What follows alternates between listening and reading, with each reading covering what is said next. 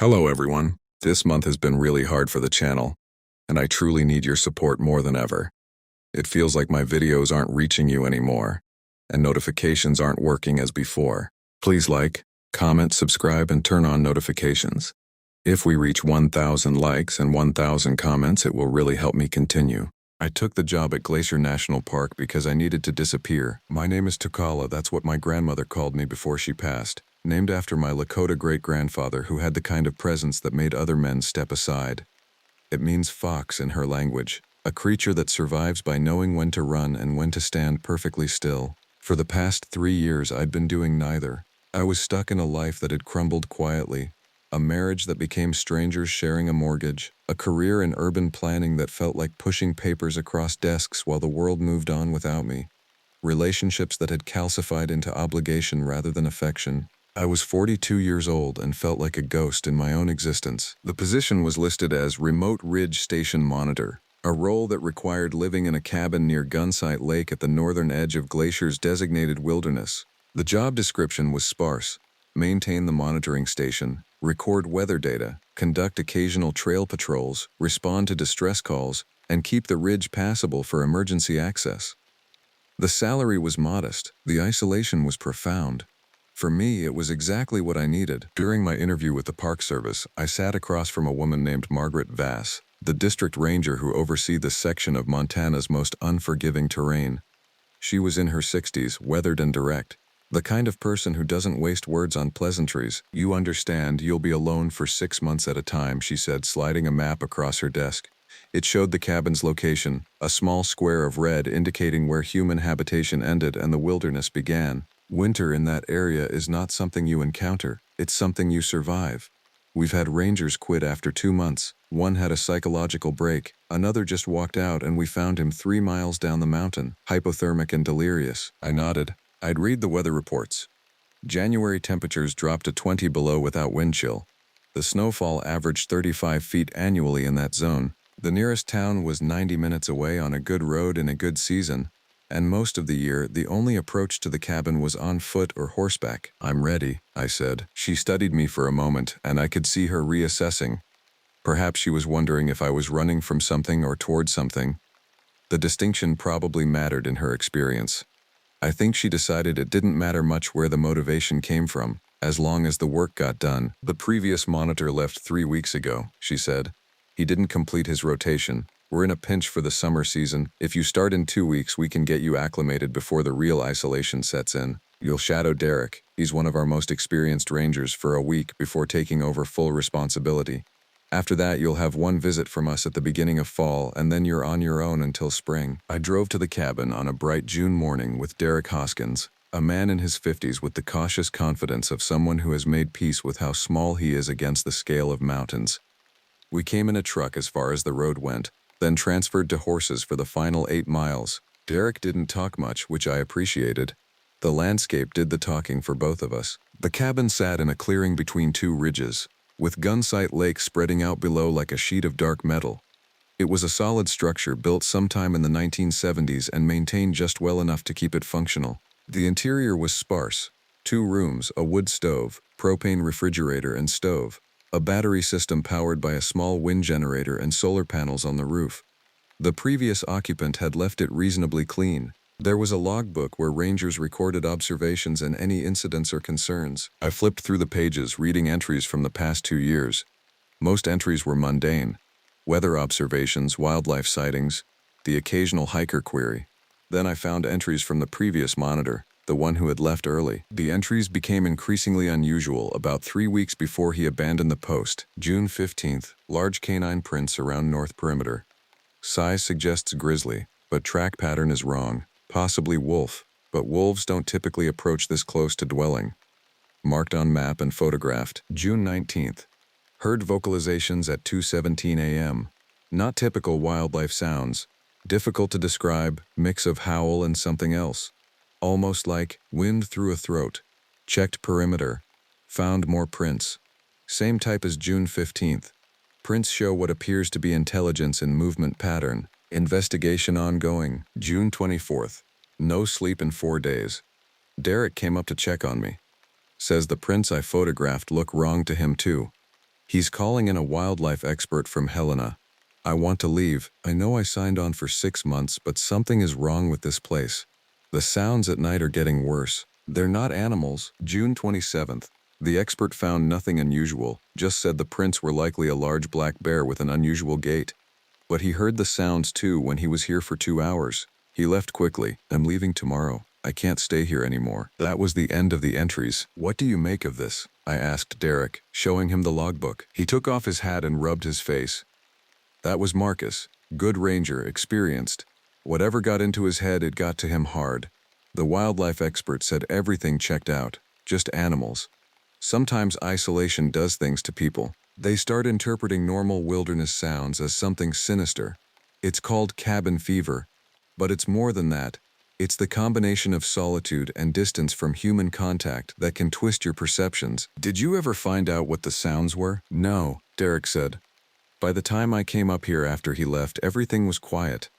That's the thing about wildlife in remote areas, they're unpredictable. One week you're surrounded by activity, the next week you see nothing. The bears here move through territories that are hundreds of square miles. Sometimes you're in their path, sometimes you're not. I wanted to believe that explanation. It made sense, it was rational. But I kept thinking about the way Marcus had described those sounds, and the fact that he'd abandoned a job he needed and signed contracts for. The week with Derek passed smoothly. He showed me the monitoring station, essentially a locked shed about a quarter-mile from the cabin that housed weather instruments, a radio, and an emergency supply cache. He walked me through the equipment, taught me the reporting protocols, and showed me the hiking routes that constituted my patrol area. Everything was professional and straightforward. On the evening before he left, we sat outside the cabin as the sun descended behind the western ridge, turning the sky into shades of copper and violet. You'll do fine, he said. Don't overthink things. This place is bigger than us, but it's not malicious. It's just wilderness. Treat it with respect, and it won't kill you. What about the sounds? I asked.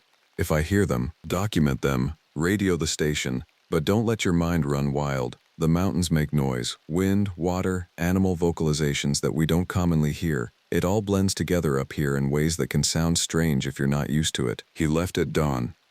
I watched him and the horses disappear down the trail, and then I was alone. For the first month, everything was exactly what I'd sought. Quiet, purposeful, and structured. I fell into a rhythm, morning coffee while I recorded the weather instruments, breakfast, a patrol of the immediate area, lunch, administrative work, entering data into the system, maintaining equipment, reading the manuals and protocols that occupied my evenings. As the days lengthened toward summer solstice, I rarely experienced complete darkness, and in that endless twilight, I felt myself beginning to heal. The noise in my mind, the constant worry, the sense of failure, the weight of decisions not made, began to quiet. But at 33 days into my solitude, I found something that changed that. The weather had been perfect for 2 weeks, clear days, cool nights, the kind of conditions that brought hikers into the park in increasing numbers. I'd encountered 3 groups on my patrols, checked their permits, and pointed them toward water sources and good camping spots. Everything was normal, ordinary, exactly the kind of work that had brought me out here. Then I found the elk. It was during a routine patrol of the northern ridge, an area that Derek had marked as a common wildlife corridor. The elk was positioned in a clearing near a small creek, and at first I thought it was simply drinking, but as I approached from a distance, I realized it wasn't moving at all. The body lay at an odd angle, one leg extended unnaturally. I approached with caution, noting immediately that the animal had been dead for several days. The summer heat and the flies indicated it had been there since at least late June. What caught my attention was the condition of the carcass. The elk was an old bull, probably 8 or 9 years old based on the extent of the antler growth. But it was the wounds that stopped me in my tracks. There was no external sign of trauma, no bullet wounds, no bear mauling, no evidence of predator attack. The body was intact but positioned as if something had simply stopped the animal mid-motion. When I examined it more closely, I found the mouth open, the tongue protruding slightly, and around the muzzle there were marks that looked like deep scratches or gouges. I photographed everything from multiple angles and noted the GPS coordinates. This was unusual enough to report, but not necessarily alarming. Animals died from disease, internal injuries, falls. There were 100 ways an elk could expire in the wilderness. What I couldn't explain was the tracks around it. The ground was soft from a spring that fed the creek, and the mud showed clear impressions. I knelt to study them, photographing as I went. There were normal hoof prints from the elk's recent movements. There were tracks from smaller animals, deer, possibly mountain goat, various rodent prints. But there was something else, large canine prints, similar to what Marcus had documented in his logbook. These were bigger than any domestic dog, larger than a wolf would typically be.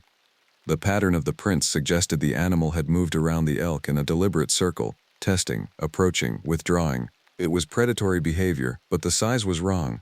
A grizzly wouldn't leave tracks like these. A mountain lion's paw structure was different, and the spacing between the prints indicated speed and agility in a pattern that seemed almost purposeful. I spent 3 hours documenting the scene, then headed back to the cabin with a sense of unease that I couldn't quite justify. It was possible that a large predator, perhaps an unusual specimen, perhaps an escaped dog-wolf hybrid from beyond park boundaries, had been in the area. It was also possible that Marcus's unraveling had been contagious, that his documented concern had planted seeds in my mind that were now blooming into paranoia. That night, I radioed in my findings to the main station. The person on duty, a woman named Patricia, listened to my report with professional detachment. "We'll add it to the incident log," she said. "Unusual deaths in the backcountry happen. If you see any other incidents or if the tracks appear near the cabin, let us know. Otherwise, document and continue normal patrols." I signed off, made dinner, and tried to settle into the evening routine. But sleep didn't come easily. I found myself listening to the sounds of the wilderness around the cabin. Sounds that had become familiar and comforting now began to carry undertones of something else. The wind in the trees, the creek running downslope, an elk calling from the ridge, that normal, almost musical bugling that echoed across the mountains. These were the sounds of the forest, unchanged and unsinister. Yet tonight they felt like a language I was only beginning to understand, and the meaning lay just beyond my comprehension. I woke at 2:47 a.m. by the luminous hands of my watch, an internal alarm triggered by something I couldn't identify. The cabin was silent. Outside, the world was suspended in that peculiar liminal space of high-latitude June night where the sky never quite blackened. There was enough light to see shadows. I heard it then. It wasn't loud. That was the thing that disturbed me most. It was distant, perhaps a mile or more away, but in that quiet wilderness, distance compressed. The sound was a vocalization, something between a howl and something else. It held notes that an animal shouldn't be able to produce, frequencies that seemed to hit directly in my chest. It lasted perhaps 10 seconds, then stopped. The silence that followed was complete. Not a single bird sound, no insects, no rustle of wind. The entire world seemed to be listening for something. I got out of bed and went to the window. The clearing around the cabin lay bathed in that gray twilight, empty and still. I waited for the sound to come again, but it didn't. Eventually, other sounds resumed. Birds, insects, the normal chorus of the night forest. But something had fundamentally shifted in my perception of the place. Over the next week, I documented 3 more instances of unusual wildlife deaths. A mule deer fawn, positioned in nearly the same manner as the elk. A mountain goat found at the base of a cliff, an area where goats would be unlikely to fall unless driven. A beaver carcass in the creek, unmarked externally but with evidence of struggle on the surrounding banks, and I found more tracks. The pattern was becoming clearer. Whatever was making these prints was intelligent in how it hunted. The tracks showed approach vectors that suggested knowledge of terrain. The spacing suggested athletic capability beyond what I'd expect from any predator I could identify. And the more I studied them, the more I became convinced that Marcus hadn't been paranoid. He'd been recording the same thing I was seeing now. The calendar turned to July, and with it came a change in the cabin's visitor patterns. More hikers came through, most of them part of organized groups following established trails. I found myself monitoring them more closely, not out of official necessity but out of a growing sense that I needed to know where people were in case something happened. One group stands out in my memory. 6 hikers, part of a guided tour from Missoula, came through the area on July 9th. Their guide was a woman named Vera, probably in her 50s, with the kind of confident competence that suggested she'd been leading people through wild country for decades. I met them at the junction near the monitoring station and confirmed their permits. Everything was in order. "How long have you been up here?" Vera asked, and I remember the way she looked at me, a quick assessment that took in my appearance, my demeanor, the fact that I was living alone in a cabin miles from anywhere. "About a month," I said. "You look like you've seen something," she said. Not a question. I tried to laugh it off. Just the usual wilderness paranoia. Lot of strange sounds at night. Vera nodded slowly. "This area has a reputation. Nothing official, you understand. but guides who work the park share stories. We usually try to keep groups away from this ridge. The incidents. What incidents? I asked. She glanced back at her group who were taking a water break, then lowered her voice. Nothing you can point to directly, but over the years hikers have reported feeling watched in certain areas. Some groups have abandoned planned routes because people refused to continue. We had one incident 15 years ago where a hiker just broke down, insisted something was stalking them, demanded to be let out immediately. The whole group left with her. Did anyone ever explain what it was? No. Park Service investigated, found nothing. Attributed it to group hysteria, suggestion, the psychological effects of the wilderness on unprepared minds. But I've worked this park for 30 years, and I know when there's something more than just natural fear happening. Before I could respond, one of her group members called that they were ready to move on. Vera gave me a look that contained both warning and sympathy, then turned back to her people. I watched them follow the trail deeper into the wilderness, and I found myself hoping they would find their way back out intact. That night, the sounds came again. This time, there were 3 distinct vocalizations, spaced perhaps 5 minutes apart, from different locations around the cabin. The pattern suggested communication, not animal alarm calls or territorial assertions, but something deliberate, something purposeful. I didn't sleep. The next day, I hiked to the point where I'd observed the most recent tracks. I brought a 9mm pistol, not standard issue for a park ranger but not prohibited either, and I had valid reasons for carrying it in the backcountry. The trail was overgrown and difficult, requiring me to push through dense vegetation and rock hop across unstable terrain. By the time I reached the area, my heart was beating hard and sweat was dripping into my eyes. The prints were there, dozens of them, crisscrossing the area. I stood in the center of that grid of evidence and slowly turned in a circle, trying to understand the pattern. It looked like something had been pacing, circling, returning again and again to the same area. But for what purpose? I found the answer 100 yards to the north. There was a campsite, poorly hidden, clearly established recently. I found the remains of a fire, a crude shelter made of branches and pine boughs, and evidence of habitation. Cans bearing no labels, a blanket made from what looked like an animal hide, scratch marks on trees at unusual heights that suggested something was testing the bark, and in the dirt, clear as anything, was a human footprint. But it wasn't entirely human. The print showed the basic structure of a human foot: heel, arch, ball, toes, but the proportions were wrong. The toes appeared too long, the arch too high, and the heel was compressed in a way that suggested the person had been on the balls of their feet, balanced, ready to move. The partial impression of the sole showed wear patterns in unusual places. I photographed everything. I documented the entire scene with GPS coordinates and detailed notes. Then I radioed it in. Patricia came back on within minutes. The tone of her voice had changed. Takala, are you certain about what you're describing? I'm looking at it. There's a human footprint here, or something with the general structure of a human foot. Whatever this is, someone or something is living out here. We'll send Derek up to investigate, she said. In the meantime, stay near the cabin. If you encounter anything, do not approach it. Radio immediately. What about the hikers? I asked. There's a group of 6 moving through the area. Vera something, she's a guide. I'll contact the administration office. We'll try to locate them and advise them to change route. She signed off. I stood in that isolated campsite, surrounded by evidence of something that shouldn't exist, and felt the weight of what I'd discovered pressing down on me. Derek arrived 2 days later. He climbed up to the cabin with a grim expression and immediately asked to see the physical evidence. We hiked back to the campsite, and I watched his face as he examined the footprints and the scattered items left behind. This is beyond unusual, he said finally. I'm going to recommend that we expand this investigation. We may need to bring in wildlife specialists, possibly the state police. What is it? I asked directly. You've been in the park your entire career. You know the wildlife here. What makes a footprint like that? Derek stood and looked out at the mountains surrounding us. The ridges that Marcus and I had both sensed held some terrible knowledge seemed to press down on that moment, demanding acknowledgement. There are things in these mountains that most people don't want to acknowledge, he said. Stories from the tribes, accounts from early settlers, odd reports that Park Service doesn't like to publicize. I'm not saying I believe in folklore, but I do believe in respecting what we don't understand. That's not an answer, I said. No, Derek agreed. It's a deflection, because I don't have an answer.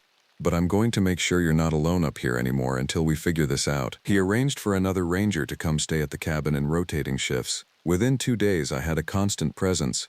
First, a woman named Simone. then a young man named Joshua, then Derek again. We established patrols in pairs, documented every unusual sign, and tried to maintain normalcy while operating under the assumption that something was systematically hunting in our designated territory. It happened on July 18th, during the second week of the expanded surveillance. I was on patrol with Derek, investigating reports of a missing group from the guided tour. Vera's group, the same people I'd spoken with weeks earlier, had failed to arrive at their scheduled checkpoint. No one had heard from them in 36 hours. The search began methodically, following their planned route from the last known position. Derek worked with me to cover the ground efficiently, reading the landscape for any sign of their passing. We found their campsite around noon, equipment still there, food supplies, but no people. There was evidence of panic, tent stakes pulled up, gear scattered, what looked like an attempt to extinguish a fire hastily. One of the sleeping bags was torn from the inside as if something had made an exit with force, and there were tracks. More of them than I'd ever documented. Dozens of large canine prints circling the camp, coming from multiple directions, indicating that whatever was leaving these marks had been coordinated. Organized. "We need to call this in," Derek said, his voice tight. "This is beyond a missing persons search. This is a predator attack situation." He was already reaching for the radio when we heard it. The scream came from perhaps a quarter-mile away, in the direction the hikers would have been moving. It was unmistakably human and unmistakably a cry of terror. Without thinking, I was already running, Derek calling after me to wait, but I wasn't stopping. Every instinct I had, every shred of the person I'd been when I accepted this job to become someone who could save people, drove me down the trail. I broke through a thicket of brush and stopped short. They were at the base of a rocky outcropping, a natural sheltered area where they'd apparently tried to make a final stand. I could see 3 bodies immediately, dark on the rocks, and moving around them was something that my mind refused to fully process. The first instinct was to categorize it as a bear. It was 4-legged, massive, with fur that looked matted and wrong. But the way it moved was all predator intelligence, and when it turned to look at me, I saw the eyes. Deep-set, intelligent, and entirely focused on assessing me as potential prey or threat. Then it stood. The transformation happened over maybe 3 seconds. The creature rose up on its hind legs, and as it did, the fur seemed to shift, to thin, to reconfigure. The face restructured itself, the snout retracting, the jaw extending. What emerged was something that had the skeletal structure of a human, but the proportions were all wrong. The arms were too long, the torso too narrow, the legs jointed in ways that suggested flexibility beyond human capability, and it was wearing clothes. Not properly wearing them, they were torn and hanging, but there was clearly human garment there, fabric that had been placed on a thing that had once been human. "Vera?" I called out, though my voice came out as barely more than a whisper. The creature's head rotated toward me with an unnatural fluidity. Its face was gaunt, features stretched tight over skull, but there was something in the expression that contained humanity. A fragment of recognition. A moment where I saw the woman I'd briefly spoken with weeks earlier, imprisoned behind alien anatomy. T'Challa. The word came out slurred, the vocal cords producing sounds in wrong ways. "Help, please." My hand went to the pistol. I could feel Derek breathing behind me now, his presence solid and real in a moment where everything had become unreal. "What happened to you?" I asked, not expecting an answer, needing to keep her talking, needing to understand what was occurring in my jurisdiction, on my watch. "They took us," Vera said, or the thing that had been Vera said. "They hunted us. They showed us how to run on 4 legs, how to feel the things they feel. They kept us in their camp." I could feel myself changing. The bodies, she gestured toward the corpses. They tried to resist. They wouldn't let the change happen. The others kept them from accepting. "Are there more hikers?" Derek asked, his voice steady despite the situation. Vera's head swiveled toward him, and for a moment something flickered across the creature's face that might have been amusement. "More are coming," she said. "The others are hunters. They draw them in. They learn about the park schedules. They know when groups will be moving through. This is their territory." "How many?" I asked. "I don't know how many anymore. When I was human, I could count. Now I just know there are many, and more are being made." The creature that had been Vera suddenly convulsed, and a sound issued from its throat that was partly howl, partly scream. Around the outcropping, other shapes emerged from the shadows of the surrounding rocks. I counted 4, then 5. Then stopped counting because fear was replacing rational assessment. They were all in states of transition. Humanoid but wrong, wearing fragments of clothing, moving with a coordination that suggested communication beyond words. I raised the pistol, knowing that it was useless, that a 9mm round wouldn't stop things that had been remade from human flesh by forces I couldn't comprehend. Derek had his service weapon out too, a larger caliber, but he seemed frozen by the same realization. We were looking at people we couldn't save and threats we couldn't eliminate. "Run," Vera said. "You have to run. Tell them what happens here. Tell them about the ridge. Tell them about what the mountains keep." The creatures moved toward us, not rushing, seemingly savoring the moment. I fired once, twice, and saw one of the creatures stumble, a wound opening in its shoulder. But it didn't stop. It just adjusted its movement and came on. Derek was pulling me backward and I was already moving, my survival instinct overriding everything else. We ran, the sound of the creatures following not with speed but with relentless pursuit, their vocalizations echoing off the rocks in patterns that seemed designed to herd us towards something. We made it back to the cabin as darkness fell. Derek immediately began a formal emergency broadcast, and within hours the park was mobilized. Search and rescue teams arrived by dawn. By the following day, the entire area was cordoned off as a potential biohazard zone. The official investigation lasted 3 weeks. They brought in wildlife specialists, epidemiologists, and agents from federal agencies I couldn't identify. They found the bodies at the outcropping. They documented the camp. They recovered equipment and personal effects. And they found nothing that could explain what Derek and I had witnessed. The medical examiner's report indicated that the bodies showed signs of advanced decomposition that suggested they'd been dead for at least a week, which was impossible given their condition when we found them. Toxicology revealed compounds in the bodies that matched no known substance. The DNA analysis showed human genetics, but with markers of contamination from multiple animal sources. The official conclusion was psychological break resulting from isolation trauma combined with exposure to wildlife attack. Derek and I were evaluated by psychiatrists. We failed to maintain a coherent narrative of the incident because the truth was objectively impossible. Derek eventually recanted his testimony, suggesting that the stress of the situation had affected his perception. I stopped trying to explain. 3 weeks after the incident, Margaret Voss came to the cabin. I was packing my belongings, having decided that my time as the ridge keeper had ended. "You're leaving," she said. Not a question. Yes? Officially, that incident never happened the way you described it. The investigation found no evidence of anything beyond a tragic wildlife encounter and the unfortunate consequences of inexperienced hikers in remote terrain. "I know," I said. "But unofficially," Margaret continued, "I've been a ranger in these mountains for 40 years. I've read every incident report, every accident, every disappearance. There's a pattern if you know how to look for it. Every 7 to 10 years there's a cluster of incidents in certain areas. The ridge where you were stationed is one of them. The incidents never result in clear explanations. The witnesses never maintain consistent testimony." "What is it?" I asked. "I don't know," Margaret said. "And I don't want to know. What I do know is that there are places in these mountains that belong to something older than the park, older than white settlement, older than human history in its current form.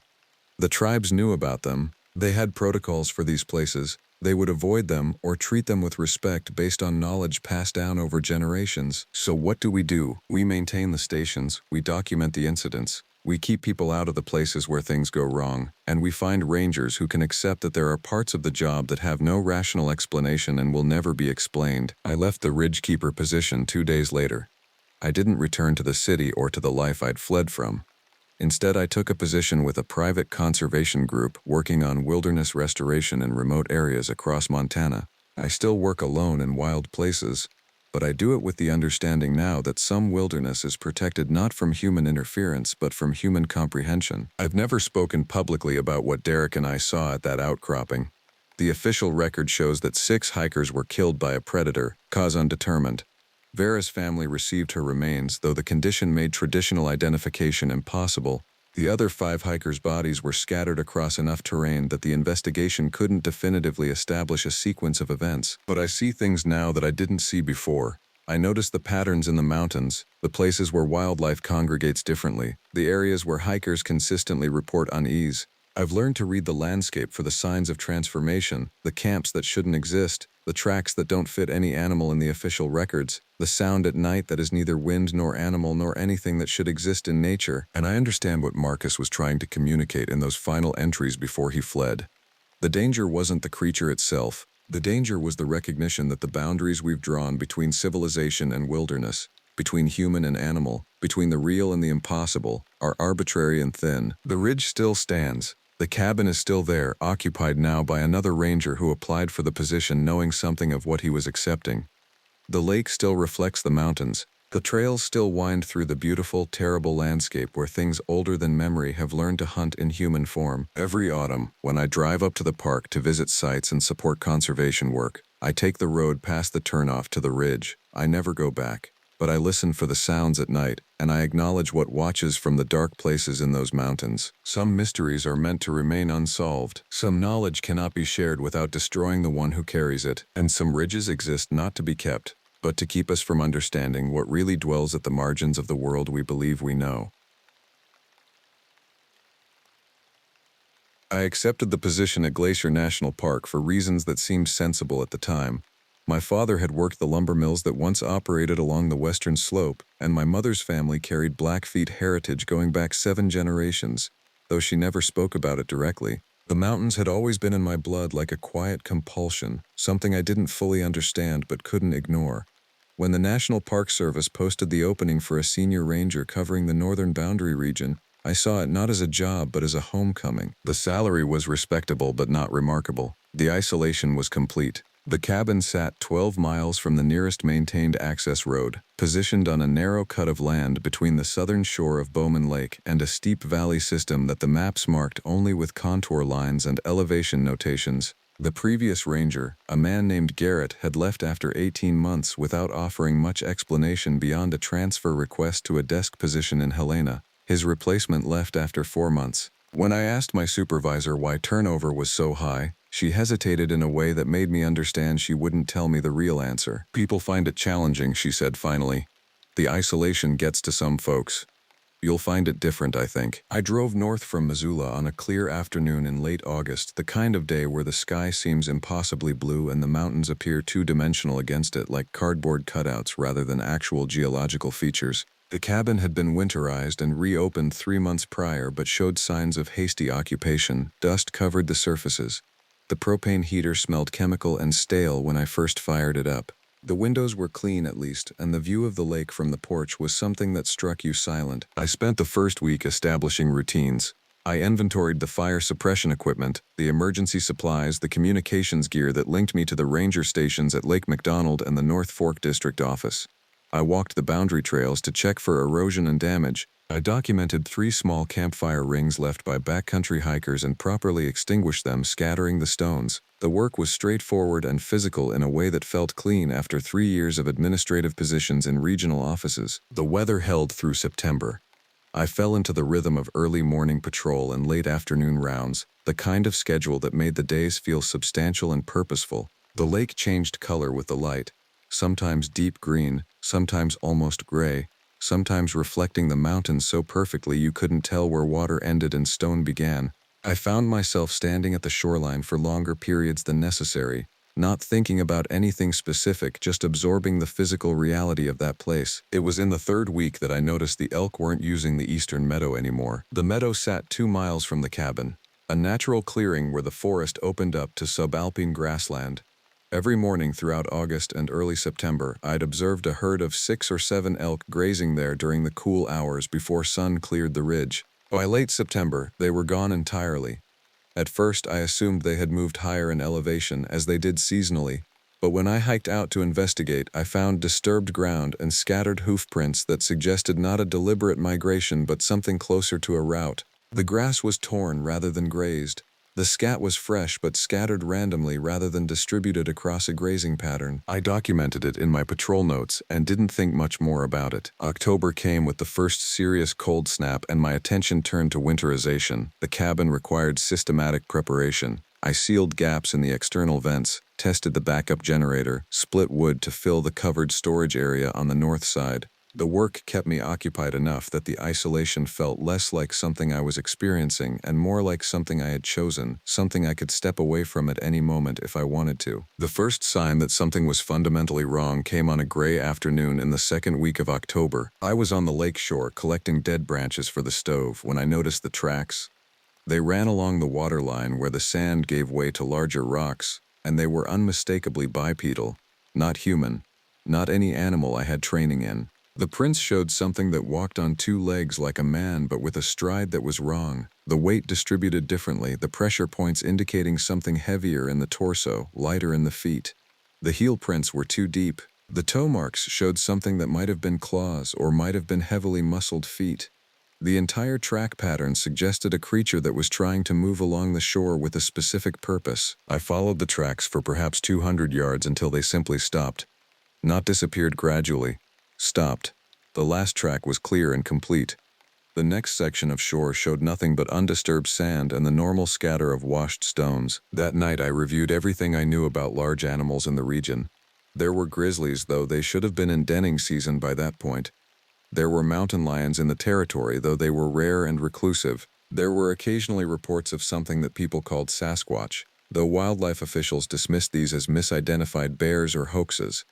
I had never taken those reports seriously. I took them more seriously now. The realization that I might not be alone in a way that mattered, that there might be something in these mountains that didn't correspond to the wildlife I had been trained to manage, sat uneasily in my mind. I tried to approach it logically. The tracks could be a large bear. The weight distribution seemed off, but bears sometimes walked bipedally for short distances. The claw marks might be something I was misinterpreting. The sudden end to the track line was probably the creature entering the water or climbing up the rocky bank in a way that left no clear impression. These were reasonable explanations. I didn't believe them. Over the following week, the evidence accumulated in ways that made rational dismissal increasingly difficult. I found more tracks, different locations, the same impossible pattern. Scat appeared in the forest that didn't match anything in my field guides. The pacing of my evening rounds changed. Animals in the area seemed disturbed, moving unnaturally, their behavioral patterns disrupted by something that frightened them more than the presence of a human did. And then, on the morning of October 22nd, I found the damage to the smokehouse. The smokehouse stood about 80 yards from the cabin, an old structure dating back to the 1950s that the Park Service had preserved but didn't actively use. The door was secured with a modern padlock. That morning, the door was open, the lock torn away with force that suggested something extraordinarily strong. Inside, the preserved meat that hung from the hooks had been taken and partially consumed. The patterns of tearing were wrong for any large animal. Nothing had teeth or claws configured like that. I closed the door, though I knew closing it meant nothing. I walked back to the cabin and spent an hour inventorying the supplies, counting emergency food stores, checking the satellite communicator, and confirming the battery was fully charged. I didn't call for evacuation. I wasn't sure what I would say. The tracking began in earnest after the smokehouse incident. I started keeping detailed notes of sightings and signs, documenting them with grid references from the park map, photographs, and detailed sketches. The behavior pattern that emerged suggested something that was curious about the cabin and its environs but maintaining a calculated distance. The creature, whatever it was, didn't appear to be hunting me directly. It was learning the space, establishing territory, understanding what the cabin represented, or it was learning that I was present. The weather deteriorated rapidly through the final weeks of October. The first significant snowfall came on the 27th, 4 inches that transformed the landscape into something beautiful and terrible in equal measure. Snow simplified tracking. I could follow prints precisely, understanding movement and timing. What I discovered through that tracking was that the thing moving through the forest was moving in patterns that suggested either serious hunger or something more purposeful, something closer to deliberate investigation. The prints appeared near the cabin, circling it at varying distances. They appeared at the shore of the lake as if examining the water access. They appeared on the ridge above the cabin in positions that suggested watching. The stride length was immense, perhaps 7 feet or more between impressions. The depth of the prints indicated significant weight, far more than any bear I had ever tracked. On November 3rd, I initiated contact with my supervisor via satellite communicator. "I need to report unusual animal activity," I said carefully. There was a pause. The satellite delay made conversations feel fragmented and strange. "What kind of animal activity?" she asked. "Large predator, unidentified species. Behavior pattern suggests territorial investigation of the ranger station. I'm finding tracks in scat that don't match any documented species in the region." Another pause. Longer this time. "Have you been injured?" "No." "Is the station structurally compromised?" The smokehouse door was forced.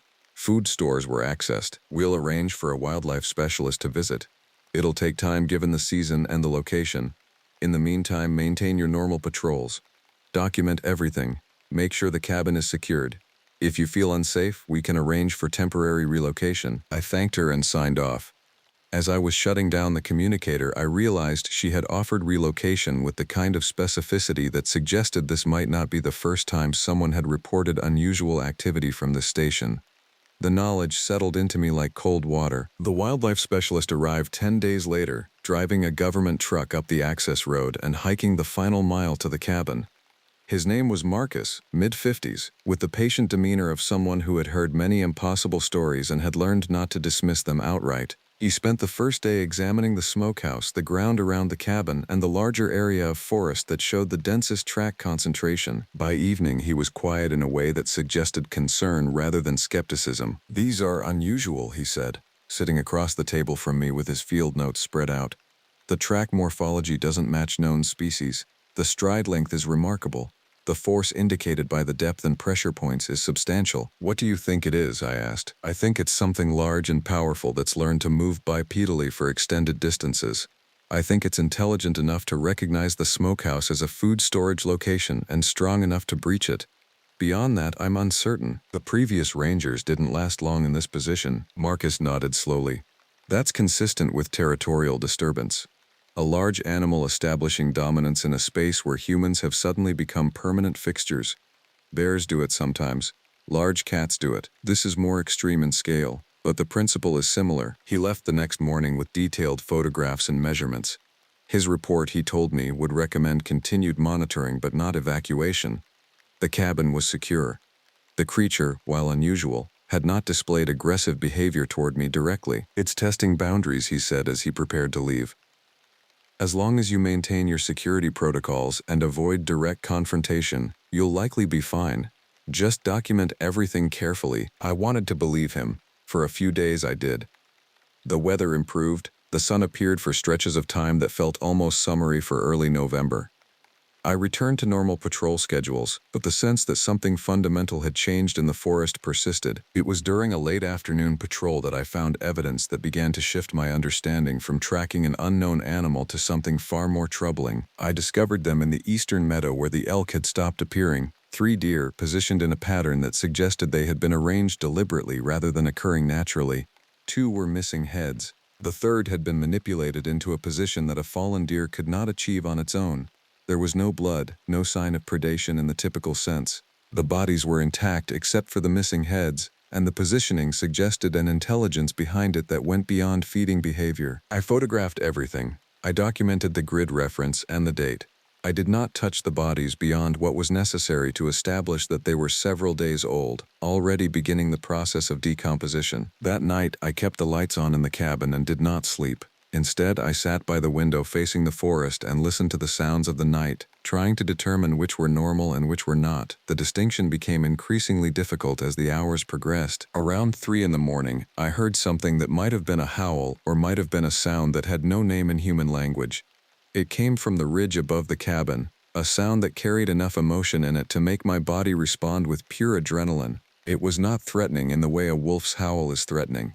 It was communicative in a way that made you understand it was language, something meant to convey information or emotion to a listener who could understand. I did not sleep that night. By the second week of November, I had stopped trying to pretend this was normal wildlife behavior.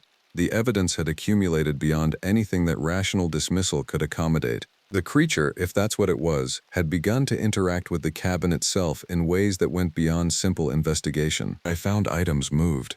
A fuel can placed differently than I had left it. A tarp repositioned. These were small things, the kind that someone without external reference points might question their own memory about, might convince themselves they had simply forgotten. But I am careful about such things by nature, my years in administrative work having trained me to notice discrepancies and document changes. The creature was demonstrating that it could open latch doors, handle tools and equipment, move things with what might have been intentional purpose. On November 12th, I found my water collection buckets arranged in a specific pattern outside the cabin, something that would have required understanding both what they were used for and the ability to execute a deliberate action. I contacted Marcus and described what I was finding. "That's not consistent with large animal behavior," he said carefully. "I know. What you're describing sounds like something demonstrating problem-solving capability and spatial reasoning. I know. There's a category of animal behavior sometimes reported in the region that people call something like a walker, or sometimes they use old folklore terminology. Most of these reports are misidentified bears or cougar activity, or simply people seeing patterns in normal animal behavior that aren't there. But occasionally, there are accounts that don't fit neat categories." I waited. I knew he was deciding how much to tell me. "There's a possibility," he continued, "that what you're dealing with is something that, if it exists, would operate at a level of intelligence that makes it dangerous not because it's aggressive but because it's curious, because it's trying to understand you. If the creature has realized that the cabin is where a human lives, if it's begun to investigate that reality, then the situation becomes complicated." Complicated how? Because at that point, it's no longer just an animal maintaining territory. It's something that's recognized human intelligence and is potentially trying to comprehend it or respond to it. I hung up after that call and spent the rest of the day reinforcing the cabin's security. I had already replaced the locks on the doors and sealed the windows, but I added additional measures. I positioned a flare gun near the bed. I kept the satellite communicator on my person. I organized my supplies so that I could pack essential items within minutes if I needed to leave on foot. The snow was deep now, over a foot in the meadows, compressed and crusty in places, powder in others. Travel would be difficult but not impossible. The access road was still technically passable, though it would worsen significantly if the weather continued deteriorating. I was beginning to understand why my predecessors had not remained in this position for long. The second week of November brought new developments. The creature began to vocalize more frequently, and the vocalizations had a pattern to them that suggested communication. There were repetitions, variations, what might have been responses to sounds I couldn't hear. It was producing sound in a way that seemed to be testing, exploring, attempting to understand the acoustic properties of the landscape. On November 16th, the vocalization came from directly outside the cabin. I was reading by lamplight when it started, a low sound that vibrated through the floorboards, something that existed below normal human hearing range but was still felt rather than heard. It built gradually, modulating upward until it became a sound that was almost like speech, almost like language, but configured wrong, the phonetics all wrong for human production. I stood. My hand was on the flare gun before I fully understood I had moved. The sound continued for perhaps 30 seconds, then stopped.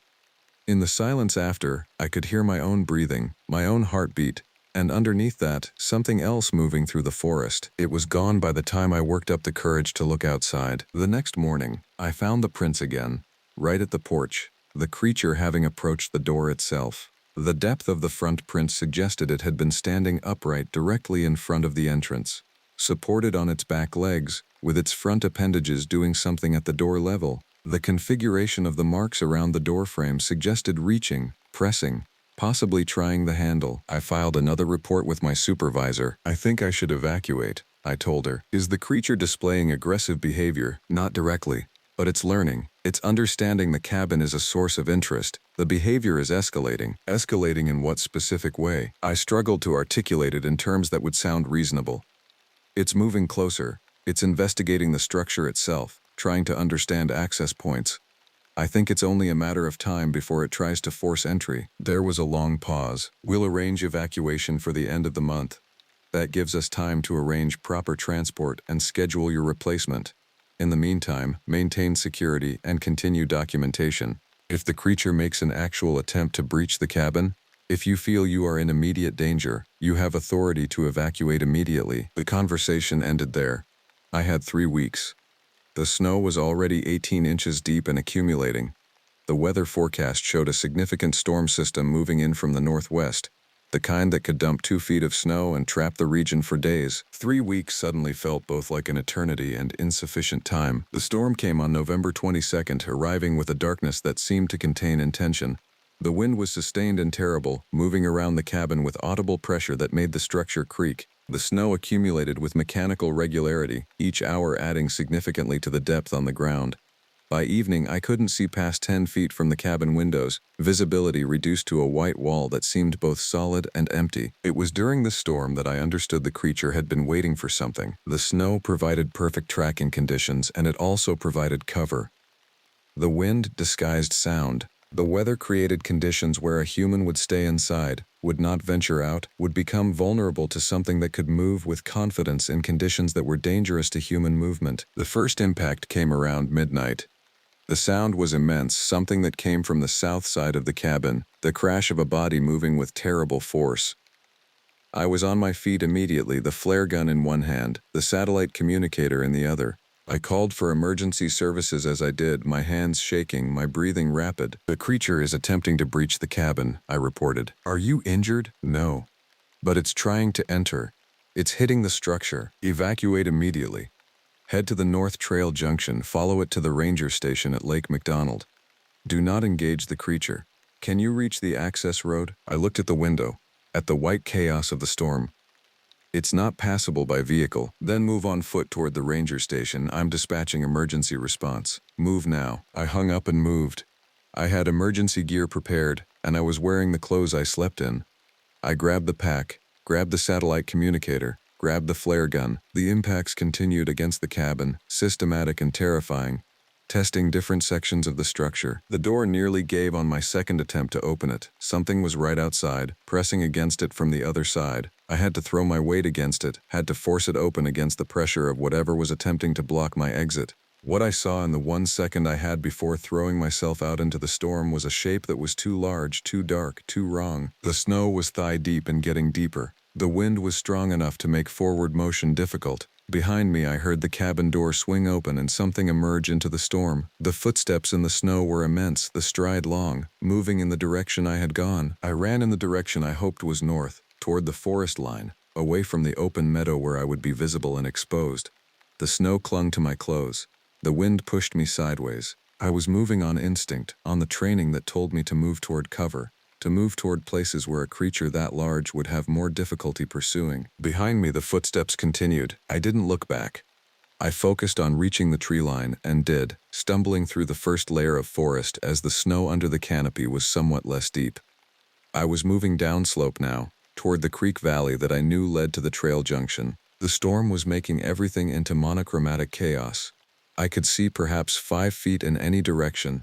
The creature might have been directly behind me or might have lost me in the weather.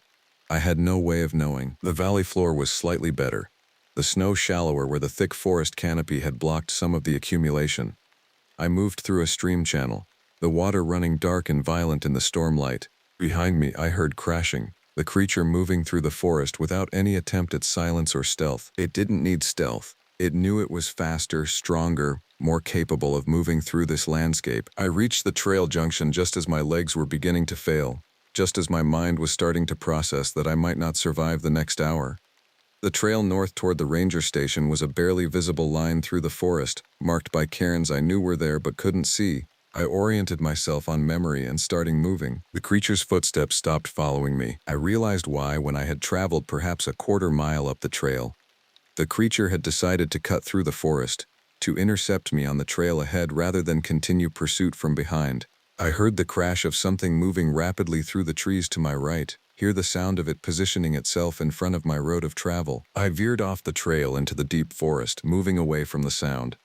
This was territory I had not explored, landscape I didn't know, but staying on the trail meant walking into a confrontation I couldn't survive. The forest, at least, offered the possibility of escape, of losing the creature in snow and darkness and obstacles. For the next 2 hours, I moved through the forest in conditions that felt increasingly like a hallucination.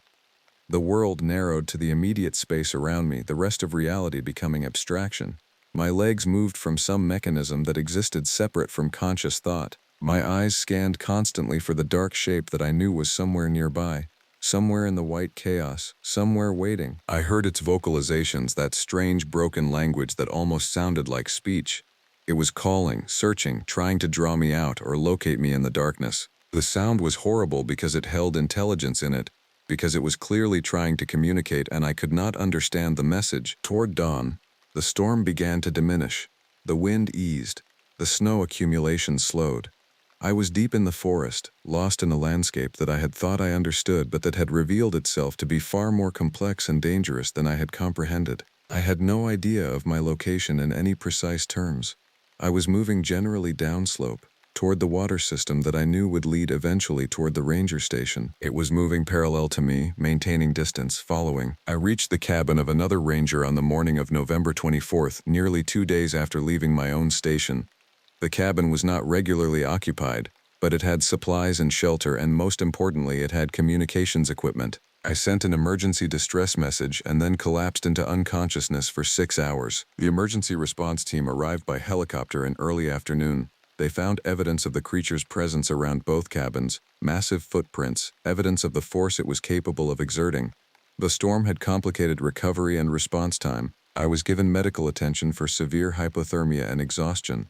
The evaluation determined I was stable enough to be transported. They offered me evacuation. I accepted it immediately. The investigation that followed was thorough and revealed nothing conclusive. The tracks were documented, but remained unidentified. The damage to the smokehouse and my original cabin was extensive but not inconsistent with a very large bear. The missing heads of the deer were noted but attributed to predator behavior. The positioned body was explained as natural settling and decomposition, creating the appearance of deliberate arrangement. The official assessment concluded that I had encountered an unusual bear or possibly a large cougar, and that storm conditions and isolated stress had affected my perception of events. This conclusion was delivered with enough gentleness that I understood the assessment maker was not entirely convinced of their own explanation. I was offered the opportunity to return to the ranger position after recovery. I declined. Months later, I requested the files on the previous rangers who had held the position. They had both lasted approximately the same duration I did, though neither had provided detailed reports of their experiences. Both had requested transfers to alternative positions citing personal reasons. Neither had been willing to discuss their time at the station in interviews. I eventually received information about the area's history. The ranger station was built on land that was, according to tribal records, a historically significant location within traditional Blackfeet territory. There were accounts recorded by early anthropologists and later researchers of a being that existed within that territory, something that the oral traditions described as a walker that was neither fully animal nor fully human, something that existed between those categories. The descriptions varied, the stories changed across generations, but the fundamental reality was consistent. The area was understood by indigenous peoples to be a place where that boundary between animal and human, between known and unknown, was permeable. The National Park Service did not acknowledge this history in their ranger training. The land had been taken into the park system without consultation or consideration of what the indigenous peoples understood about it. A ranger station had been built as if the land was empty, as if nothing existed there except the natural features that the park system wanted to preserve and display. I thought about the vocalizations I had heard, the way the creature had moved with intelligence and purpose. I thought about the way it had seemed to be learning, investigating, trying to understand the thing that had arrived in its territory. The scientific perspective dismisses my experience as the distorted perception of a person in crisis. The alternative explanation, the one I now hold, is that I encountered something that the region's indigenous peoples understood as real and present, something that had established itself in that space for far longer than any ranger station, something that defended that territory against intrusion with intelligence and capability that exceeded my initial understanding. I don't return to Glacier National Park. I have not sought another ranger position.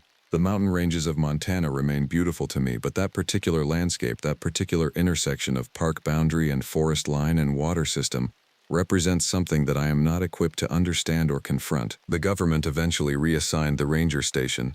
It operates now only seasonally and only with pairs of rangers rather than a solitary position.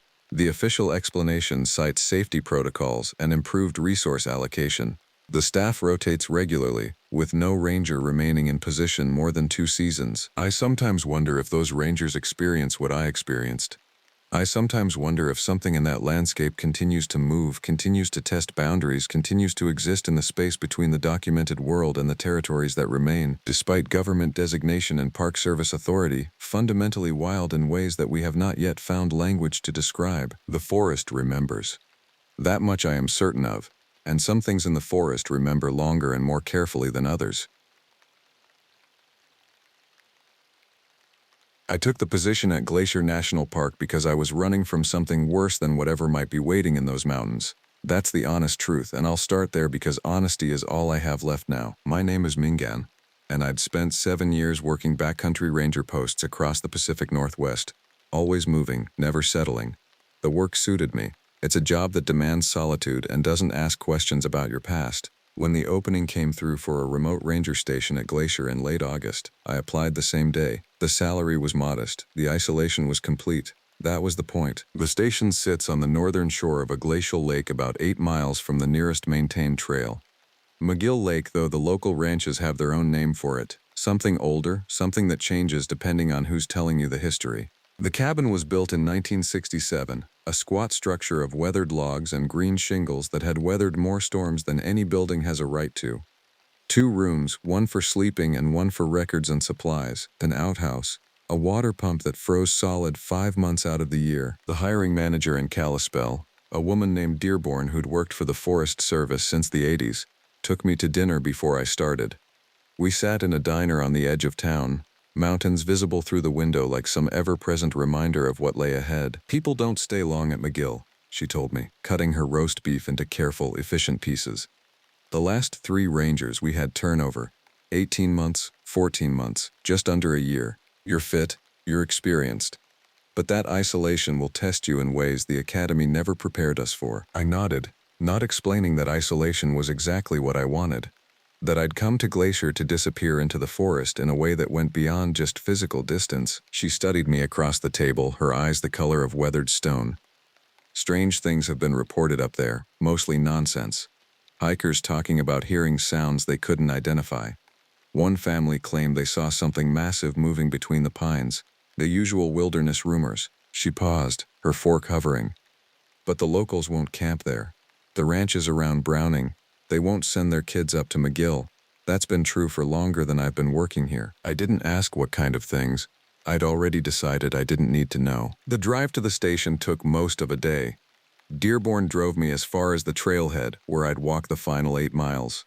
She didn't mention the rumors again. She gave me a radio that would reach the main office on clear days, a stack of report forms, and a look that suggested she'd seen people like me before. People running towards something they called purpose, but which was really just a different way of being lost. The trail climbed through dense lodgepole pine forest, the afternoon light reduced to scattered beams that seemed to dust rather than illuminate the path. My boots found familiar rhythm on the dirt. The pack, though heavy, settled into my shoulders with the comfort of routine. Everything was as it should be. This was the version of myself that made sense. McGill Lake revealed itself gradually.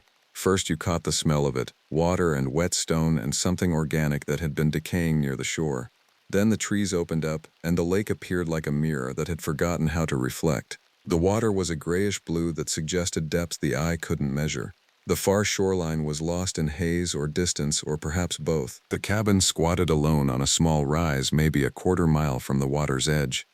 No other structures, no other signs of human presence except the barely maintained trail behind me. When you looked in any direction from the cabin, what you saw was forest, unbroken, old, and utterly indifferent to human concerns. I was 23 days into the position when I found the first lost person. The radio came to life at 4:47 in the afternoon, a crackle of static followed by the voice of Officer Jackson from the Kalispell station. A group of hikers 3 days on the trail had failed to check in at their expected route. They'd been making an unauthorized push north from the main trail system, toward McGill Lake, the area I patrolled. The search would begin at first light, but if I saw anything or heard anything, I should report immediately. I marked it in the log, not bothering to hope. People got lost in these mountains with regular frequency. Some were found, some weren't. The wilderness had its own economy of loss, but I didn't sleep well that night. I lay in the bunk and listened to the sounds the cabin made in darkness, the settling of old wood, the wind moving through gaps in the walls, the pump outside creaking as temperature dropped. The lake made sounds too, at night, water moving against stone in patterns that had nothing to do with wind. I'd heard those sounds before, standing on the porch with coffee at 3 in the morning, watching the black mirror of water and trying to understand them. At dawn, I was moving. The trail to the north was marked, but overgrown. Too many seasons had passed since maintenance. Growth consumed the path almost faster than your eyes could follow it. I moved steadily, marking my own progress on the map, noting landmarks that the hikers would have recognized if they had any skill at navigation. By midday, I found their camp, or what remained of it. The tent was still standing, set up with apparent care. One of the backpacks lay open in the dirt, clothing and food scattered as if someone had torn through it without patience. There were footprints, multiple sets, leading in different directions. I radioed the main station and waited for response. Jackson's voice came back tighter than before. They were sending 2 officers to my location. I should wait and not approach anything unusual. That's when I heard the voice calling from the forest to the east. It was thin and reedy, high with panic. A woman's voice calling a name. No, calling for help. No, calling something, though I couldn't make out the words. The sound was coming from approximately 200 meters into thick timber, in a direction that none of the boot prints had led. I told Jackson I was investigating and moved that way before he could answer. The forest there was old growth. Trees that had been standing for 2 centuries, their trunks so thick that 3 people with arms spread couldn't encircle them. The canopy was so dense that it was practically twilight at ground level. I picked my way carefully, calling out, identifying myself as a ranger. The response came back weaker, more distant, as if drawing me deeper. After what felt like an hour but was probably 20 minutes, I found her. Her name was Andrea, and she was 19, and she'd been lost for 2.5 days. Her clothes were torn. Her face and hands were covered in scratches and a peculiar kind of mud that smelled wrong, something old and animalic mixed with wet earth. She was sitting against a fallen log, and when I approached, she looked up at me with eyes that were very wide and very aware. "The others," she said immediately. "We have to find the others. We got separated 2 nights ago. We heard something in the trees. It was huge. It was wrong." I got her water, got her breathing steadily, and radioed the main station with coordinates. We had to move back to higher ground, to a place where the rescue team could reach us. She didn't argue. She moved when I said move, and stayed quiet when I said stay quiet. "What did you hear?" I asked once we'd made it back to the camp. She was sitting, wrapped in the emergency blanket from my pack, and her jaw was shaking in a way that didn't entirely stop even when she clenched her teeth. "I can't describe it," she said. "I've tried and I can't. It didn't sound like a bear, didn't sound like anything I've ever heard. It was calling, like it was calling our names, but wrong, not with words, just sounds that made you think it knew your name, that it knew what you were." She lifted her eyes to mine. "It knew we were there. It was hunting us, specifically hunting, with intention." The rescue team arrived 4 hours later, and they found the other 2 hikers in a canyon about a mile from camp, huddled together and in shock, unable to explain clearly what had happened. One of them, a man named Brooks, had a wound on his shoulder that looked like it might have been made by an animal, though the size and pattern didn't match anything standard to the region. Over the next 6 weeks, there were 3 more incidents. A solo hiker, reported missing, found 2 miles from McGill Lake with no memory of how he got there, babbling about something that moved at the edge of vision. A group of elk hunters who abandoned their trip after the 3rd night, refusing to speak about what they'd encountered except to repeat that nothing they'd brought to kill anything had any effect. And an actual sighting, reported by a couple who were hiking the perimeter trail, of something that moved from forest to forest in a way that didn't match biological locomotion. Too fast, with the wrong number of joints, they said, though they could only describe it afterward with the certainty that they'd seen it, even if they couldn't explain it properly. I kept the logbooks religiously. Each incident, marked and dated and documented with the kind of clinical precision that was required for official records. But I also kept a personal journal. The locals in Browning started treating me differently once word got around that I was the ranger at McGill. There was respect there, but it was mixed with something else. Pity, maybe. Or the kind of caution you give to someone walking a narrow ledge. An old man named Victor, who ran a small store near the tribal land boundary, asked me one afternoon, "You ever feel it watching you?" I was buying supplies, salt and flour and coffee. I didn't answer. "Your predecessors, they felt it," he continued. "I knew them, knew their faces, the way they started looking over their shoulder, like they could see something in their peripheral that wasn't there when they looked direct." He bagged my supplies slowly. "The old stories, they talk about something in those mountains, something that's been there long enough that nobody remembers when it came. It doesn't hunt like an animal, doesn't think like an animal, but it learned from the ones that came before it to wear skin that doesn't quite fit, to move in ways that trick the eye." "What is it?" I asked. He looked at me for a long moment. "If I tell you the name, that makes it more real, and you're already living in a place where it's real enough." He sealed the bag and slid it across the counter. Just understand that the mountains remember things, people forget, institutions forget, but stone keeps memory, water keeps memory. Things that live in both know they can stay. I was standing on the porch of the cabin one evening in October, watching the lake, when I first became certain I wasn't alone anymore. It wasn't a sound that did it. It was an absence. The birds had stopped calling. The insects that had been keeping their evening rhythm had gone quiet. Even the wind seemed to be holding its breath. The absence was so profound that it became its own presence, a weight in the air that made it difficult to draw breath. I went inside and locked the door. Something I'd never done before, in all the months of my tenure. That night, from bed, I heard sounds on the roof. Claws or nails or something with hard keratin scraping at the shingles. It moved back and forth, and I could track its progress by the sound. The thing that chilled me wasn't the sound itself, but the way it moved with clear purpose, examining the structure of the cabin as if looking for a way in. It wasn't random exploration, it was methodical. By 3 in the morning the sounds stopped, and I didn't sleep again. The call came on a cold Tuesday morning in November. A family, the Hendersons, an older couple and their adult son, had gone missing somewhere in the McGill Lake drainage. They'd ignored the warnings and gone hunting on private land that was adjacent to park boundaries.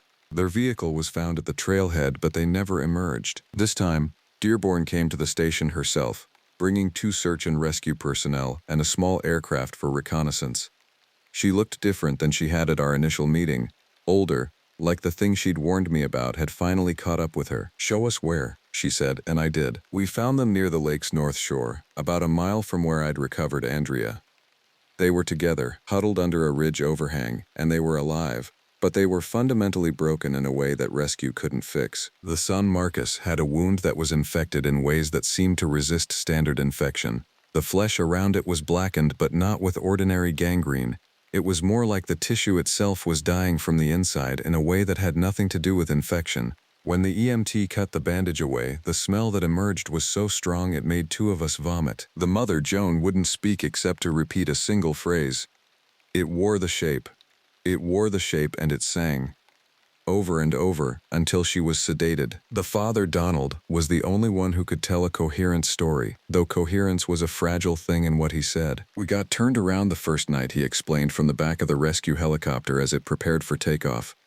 "Or that's what we thought. Followed what we were sure was the trail back to our vehicle, but it never connected to anything we recognized. By the second night, we knew we were being herded. There's no other word for it. Every direction we tried to go, there would be a sound, a movement, something in the trees that made us change course. We were being moved towards something." He paused, his hands trembling. "On the second night we saw it. My wife was awake and she saw it walk past our camp in the darkness. It was wearing the shape of a man, but wrong. All the joints bent the way they shouldn't. All the movement wrong. But the face," she said, "the face was almost right, like it had studied a human face and remembered most of the details but got the proportions slightly off." "What happened to your son?" I asked. Donald's eyes moved to me, and there was a glassiness there, a distance that suggested he wasn't entirely present in the moment. "It came closer on the 3rd night. It sounded like Marcus's sister. She's been dead for 3 years, but it sounded exactly like her. Sounded like her voice calling him from the darkness. Marcus," he went toward the sound. "We tried to stop him. That's when it—" He didn't finish, he just shook his head. The helicopter lifted off, and I stood in the blast of its departure, watching the machine carry that family away. Dearborn found me afterward, and we stood together on the ridge, looking down at McGill Lake. "I'm closing the station," she said without preamble. "Effective immediately, I'm reassigning the position and conducting a full investigation into incidents at this location. You'll be transferred to a station in the Beartooth Range, better funded, better supported. You can refuse if you want, but I'm recommending strongly that you don't." I understood what she was doing. She was saving me. "What is it?" I asked her. "What's actually in those mountains?" She was quiet for a long time. The wind moved between us, carrying the smell of snow that was coming soon. "There are things that shouldn't exist according to the systems we use to understand the world," she finally said. "But they do exist, and they have for longer than human record. The old tribes knew. They knew what to avoid and where not to go, and how to live alongside things that could take them if they weren't careful. We built our civilization on the assumption that we'd conquered the wilderness, and we were wrong." She looked at me. "I've worked 38 years for the Forest Service. I've seen 3 rangers die at McGill Lake. Not all of them officially, not all of their deaths recorded, but they're dead because of what lives there. Why do we keep posting rangers? Because the park has to be managed. Because people have to be warned. Because if we close it, we're admitting something that the system isn't built to admit. She turned away from the view. You're lucky, you survived a full season. Most don't. I left the station the following day. My personal effects fit into 2 bags. The official records I'd kept were left behind, boxed and ready for bureaucratic processing. Walking out along that trail in the early morning, the forest felt different than it had when I'd arrived. It felt less like solitude and more like supervision. I could feel the attention of the wilderness following me, and when I paused at the trailhead to look back, I was grateful I couldn't see the cabin anymore. The transfer came through, and I spent the next 18 months at a position in Montana that was, in every way that mattered, utterly unremarkable. The mountains were mountains, the forest was forest. No unexplained incidents, no missing people, no absence of sound that suggested something intelligent was observing. But I couldn't stop thinking about McGill Lake. Couldn't stop thinking about what Donald Henderson had said about the thing wearing shapes. Last month I took a leave of absence from the Forest Service. Not a resignation, but close enough that everyone understood it was coming. I had one thing I needed to do. I drove back to the trailhead near McGill Lake, hiking it at night, moving carefully under a moon that seemed both too bright and too reluctant to illuminate the forest.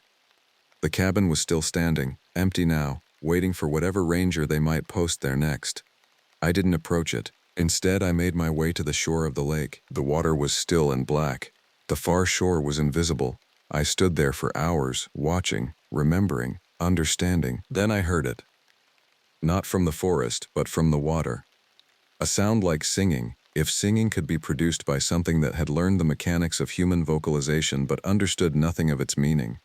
It was calling. Not calling me specifically, but calling generally. The way a predator sends out its advertisement. I thought about Andrea Henderson's description, about the eye that sees something in periphery but can't track it when you turn your head, about Donald's family being herded towards something they couldn't understand, about Marcus's wound that wouldn't heal properly because it had been made by something that didn't follow the rules of normal biology. I thought about staying, about seeing what the shape thing would do if I confronted it directly, about understanding, truly understanding, what had been hunting in these mountains long before anyone built a cabin, long before anyone called it a national park, long before anyone decided that the land could be managed and civilized and tamed. Instead, I turned and walked back into the forest, back toward the trailhead, back toward the human world with its safe certainties and comfortable lies. As I was leaving, I saw a figure standing on a rise about a quarter-mile away, silhouetted against the moonlight.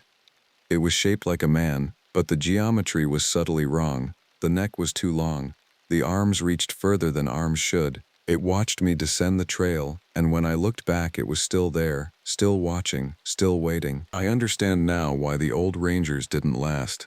It's not that the thing killed them directly, though perhaps it did.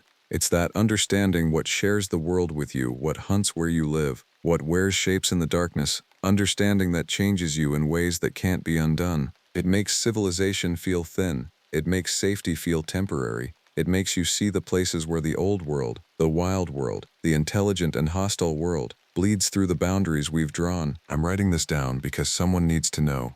Someone needs to understand what lives at McGill Lake, and what the mountains remember, and what it means when the birds go silent and the wind holds its breath. I won't go back, but something tells me that doesn't matter, that whatever wears shapes in that darkness knows where to find me now. That consciousness, once open to the existence of such things, never quite closes. The Forest Service has already called about a new posting. I haven't responded yet, but I will.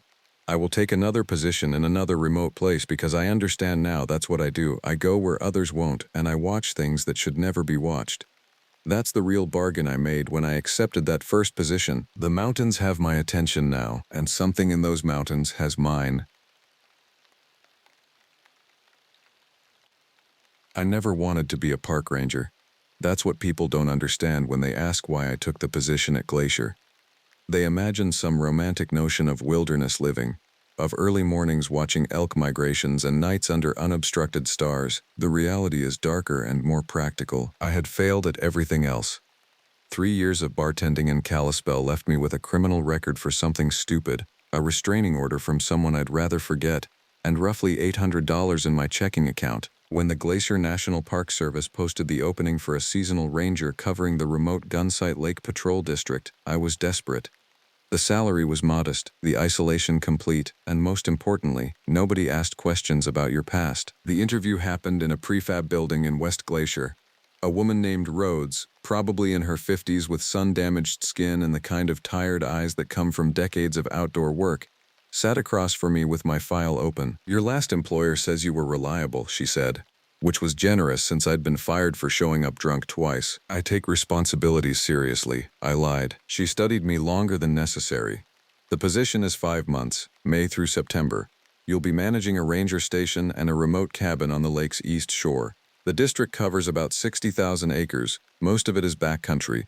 You'll do trail maintenance, help with search and rescue operations, manage campgrounds, and maintain equipment.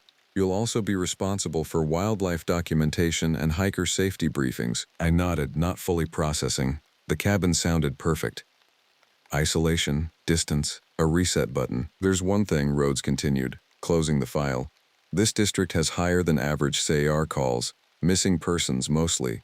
The terrain is rough and people underestimate it. Last summer we had 4. One was never found." I felt something tighten in my chest. "People get lost. That's normal." "Not like this," she said quietly. "The last ranger quit after 3 months. He didn't give notice, just didn't show up for a shift. We found his truck at the trailhead with his equipment inside. He wasn't with it." "What happened to him?" "We don't know. Search went on for 2 weeks. They found his jacket about 3 miles from his truck, torn. No sign after that." I should have walked out. Any rational person would have. But I was broke and desperate, and something about the wrongness of it appealed to me. Maybe I wanted a place where I was as lost as everyone else seemed to be. "I'll take it," I said. Rhodes looked at me with an expression I've since learned to recognize as pity. I arrived at Gunsight Lake on May 12th, driving up the inside North Fork Road in my 2003 Honda Civic, the ranger station visible first, a small stone building that hadn't been renovated since 1987, then the cabin beyond it, a 2-room structure with a wood stove, a bed frame, a table, and the kind of silence that feels actively hostile. The lake was beautiful in that way that mountains are beautiful when they're indifferent to your suffering. It stretched about a mile across, ringed by forest that climbed to ridges still holding patches of May snow. No other structures were visible. The ranger station was positioned on a slight ridge overlooking the water and the fire lookout tower visible across the lake on top of a 1,000-foot climb. The equipment I inherited was functional. A radio system powered by batteries and a small solar panel, paper maps, a metal filing cabinet full of incident reports and trail markers, and a log of visitor sign-ins from the previous season. The last entry was dated September 18th, signed by a man named Victor Keene, the ranger who'd vanished. I spent my first 2 weeks learning the terrain, hiking the main trails, meeting the seasonal staff at the main visitor center, and slowly becoming aware of something I hadn't expected. The locals knew something. At a supply store in Whitefish, when I mentioned I was stationed at Gunsight, the clerk's expression changed. It was subtle, the kind of shift you might miss if you weren't looking. A tightness around the eyes. "You should ask about the ridge," he said, his voice lower than it had been. "Before you go out too far alone." "The ridge?" "East side of the lake. There's old stories. Blackfeet stories, mostly. My grandmother used to say something lived up there, something that didn't follow the same rules as the animals." I thanked him and left, assuming it was local folklore meant to unsettle newcomers. I was an adult. I was educated. I didn't believe in monsters. By the end of May, I was starting to question that certainty. The first sign was the elk. I found it on a Tuesday, about 2 miles from the cabin on the mountainside of the lake, partway up a steep draw. It was fresh, maybe 24 hours dead, but the manner of death was wrong. The animal was still intact, which ruled out predators. Mountain lions and bears don't typically leave their kill untouched. But something had opened the elk from the inside without breaking the skin of the abdomen. It was as if the internal organs had liquefied and drained downward, leaving the carcass hollow. The bones were still articulated, still arranged correctly, but the body cavity was empty except for blood that had pooled at the lowest points. I documented it, called it in to Rhodes, and she went quiet on the line. "Don't go back to that location alone," she said finally. "What was it?" "We don't know. There's been a pattern. 3 last year. 2 so far this spring. Always elk, always intact on the outside. It's probably some kind of disease, something we don't have a name for yet. Prion disease, maybe. But, she trailed off. But what? Just don't go there alone. The missing hiker came 3 days later. A family from Missoula had taken their teenage daughter on the Gunsight Pass Trail, a moderate 6-mile hike that climbs through meadows and along a creek toward the Continental Divide. The mother called down that their daughter, a girl named Iris, had stopped to take photographs and had fallen behind. They'd waited, gone back looking, called her name. She was gone. I organized a search with Rhodes and 2 other rangers brought in from the main park office. We went over the route methodically, calling, searching the sides of the trail, checking creek ravines for a fall. Iris was 16, athletic, and had been wearing decent hiking boots. There were no signs of injury, no blood, no body. But we did find her camera on the trail, undamaged, still functioning. When we scrolled through the photos, we found something that made my hands unsteady. The pictures showed the trail, the scenery, nothing unusual. But the last 20 photos showed the same section of forest over and over, from slightly different angles, as if the camera had been clicking rapidly. And in the last 4 photos, in the tree line just beyond the trail, there was something.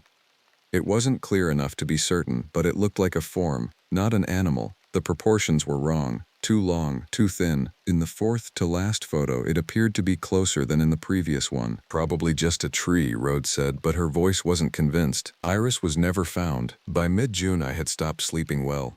The cabin was small and every sound from the forest found me.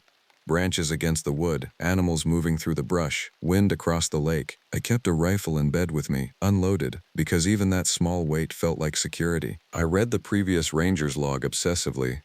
Victor had been meticulous, documenting weather, wildlife sightings, visitor counts, trail conditions. His entries started normally but became increasingly sparse. By September, there were only brief notes. A bear sighting. Rocks found stacked in unusual formations on the trail. A large track, too large for any identified animal, recorded near the cabin. The final entry was dated September 13th, 7 years before my hire. Something is following the trails at night. I hear it moving parallel to the path. When I shine my light, nothing is there, but it knows I'm looking. I can feel it.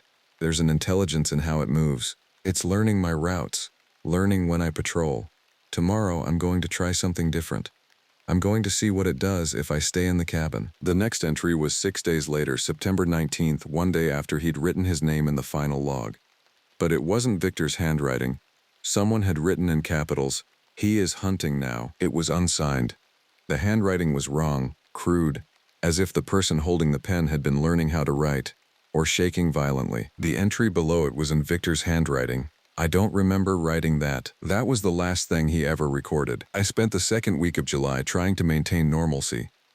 I hiked the trails, maintained the ranger station, filed reports about the missing girl and the dead elk. I told myself that strange things happen at the edge of civilization, that isolation does strange things to people, that Victor had probably been mentally unstable. Then I heard it. It was midnight. I was in bed when I heard something moving around the cabin perimeter. I knew the sound of animals. I'd heard bears scuffling in my garbage, elk moving through the brush, the quick scurries of smaller animals. This was different. The movement was methodical, deliberate. It walked. It was walking around my cabin, slowly, as if inspecting it.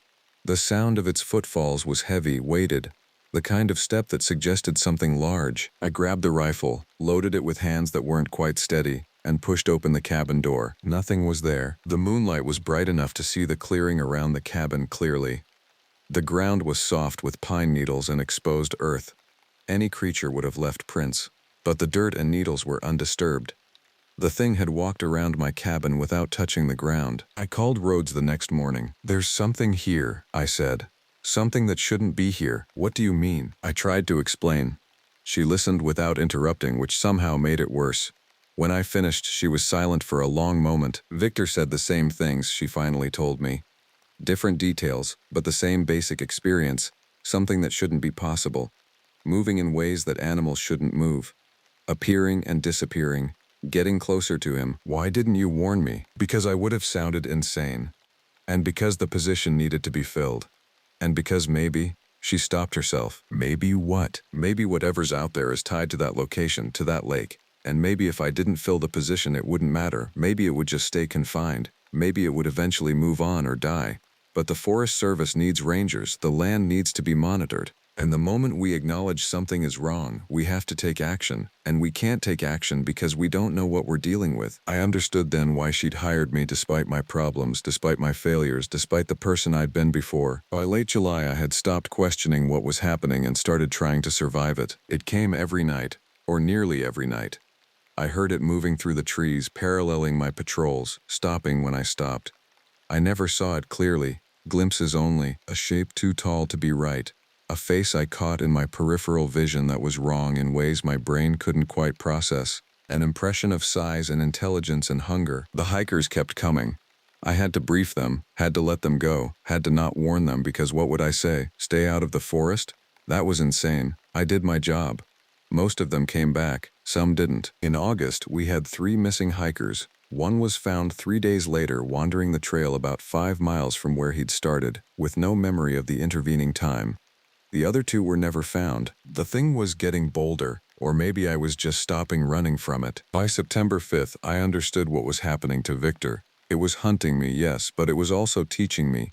Every night, the boundaries of its world became clearer. Every patrol, my understanding of its routes and behaviors deepened. It was patient and methodical, and it was showing me something about the forest that I wasn't sure I wanted to know. The forest had a predator, not an animal. Something that wore animal shapes like costumes, something that understood human fear and hunger and loss and used those things as hunting tools. The missing hiker girl with her camera, the men who vanished without trace, the ranger who'd stayed 1 month too long. These weren't random. They were evidence of patterns, of intelligence acting with purpose. On September 9th, I heard footsteps approaching the cabin while I was inside. The steps sounded human. A man's voice called out, asking for directions. I opened the door. It was Victor, or something wearing his face, wearing his uniform. But the way it moved was wrong, jointed incorrectly, the eyes reflecting the lamplight with too much intensity. "I'm hungry," it said in a voice that wasn't quite right. That sounded like Victor's voice being played through a defective speaker. "I've been hunting so long. Please, let me in." I shut the door and barricaded it. I could hear it outside, walking slowly around the cabin, knocking on the walls with a sound like bone on wood, calling my name. In the morning, it was gone.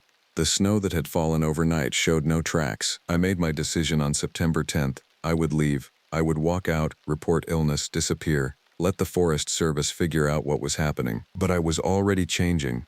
My fingernails were too long. The reflection in the mirror sometimes showed a face that wasn't quite mine.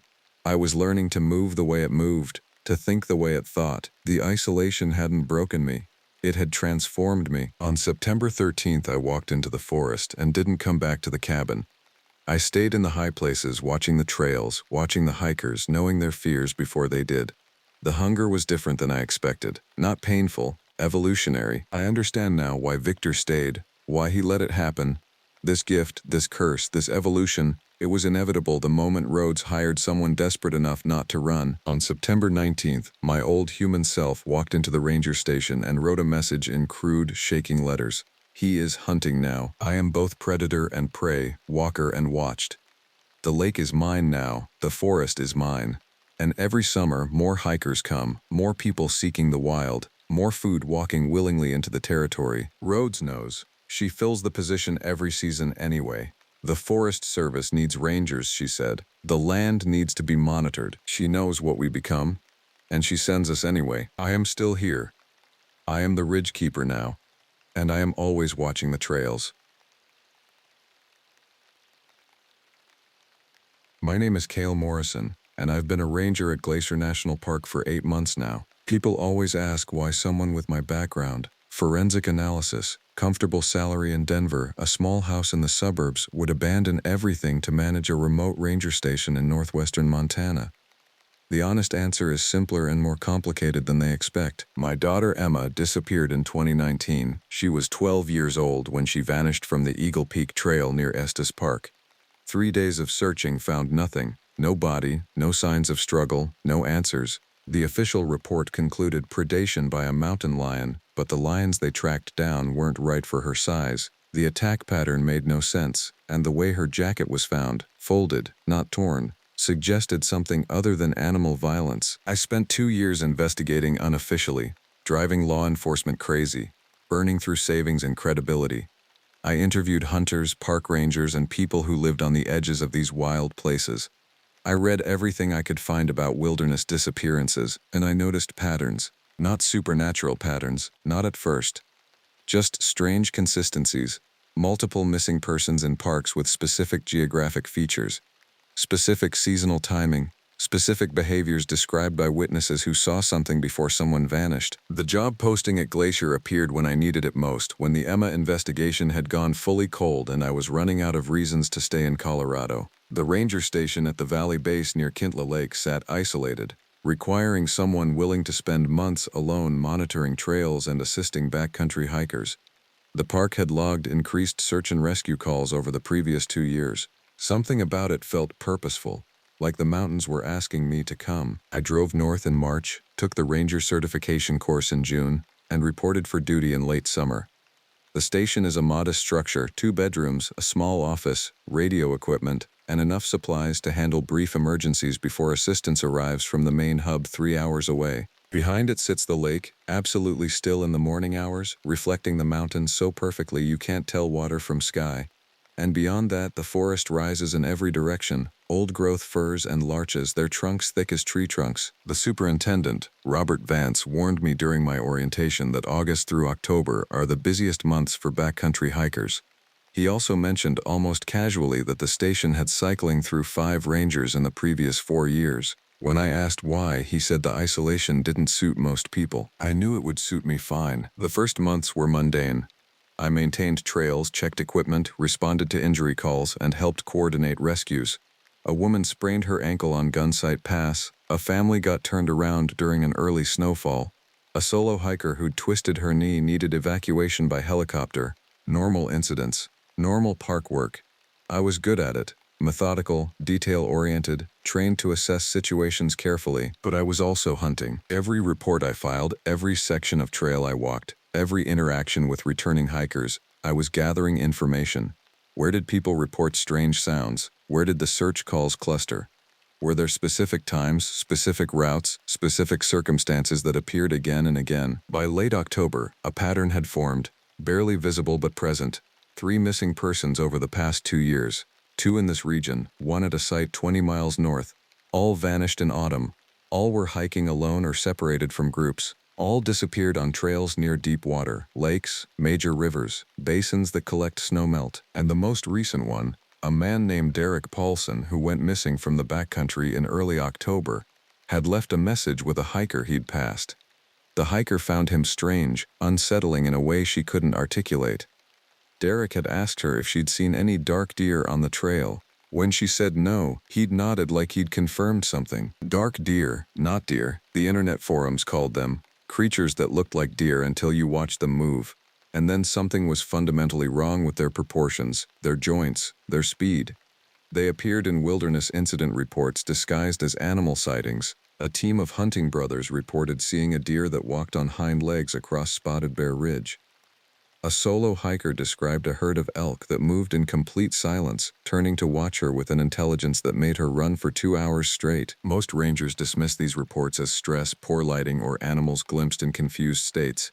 I collected them like evidence. By the end of October, I documented 17 incidents across 5 years at 3 different parks, all describing something that mimicked large ungulates but moved wrong, moved with purpose. Moved like something was learning how to move like a deer by studying the mechanics from close range. What I didn't know yet, what I still couldn't have predicted, was that documenting the pattern would be far easier than surviving what documentation required. The radio call came on November 2nd, just as the station was settling into the deep quiet of late autumn.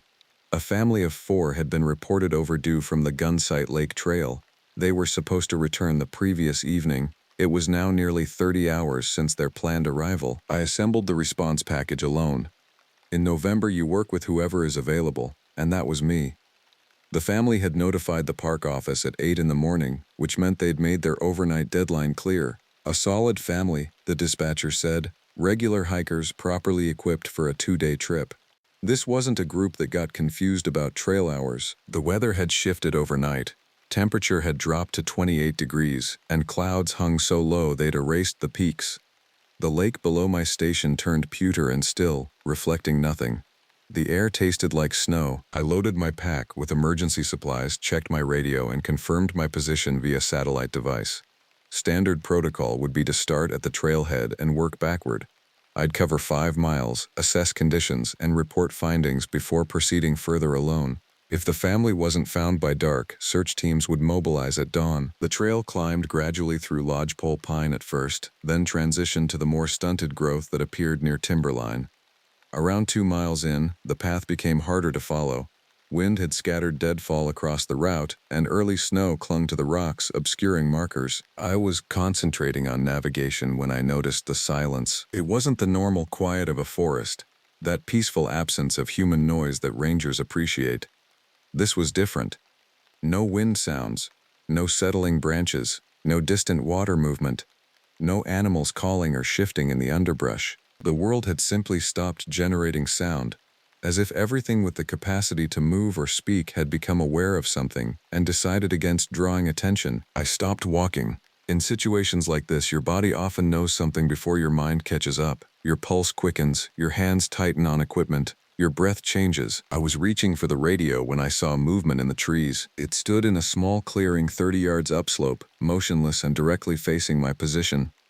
The light was poor, afternoon gray filtered through clouds, but I could see enough to know immediately that something was wrong. It appeared to be a deer, elk-sized, dark coat, the general configuration correct. But the head was wrong, the angle was wrong, neck too long, too thin, and the way it was watching me suggested cognition, intentionality, a decision being made about something. I raised my radio and clicked the emergency frequency.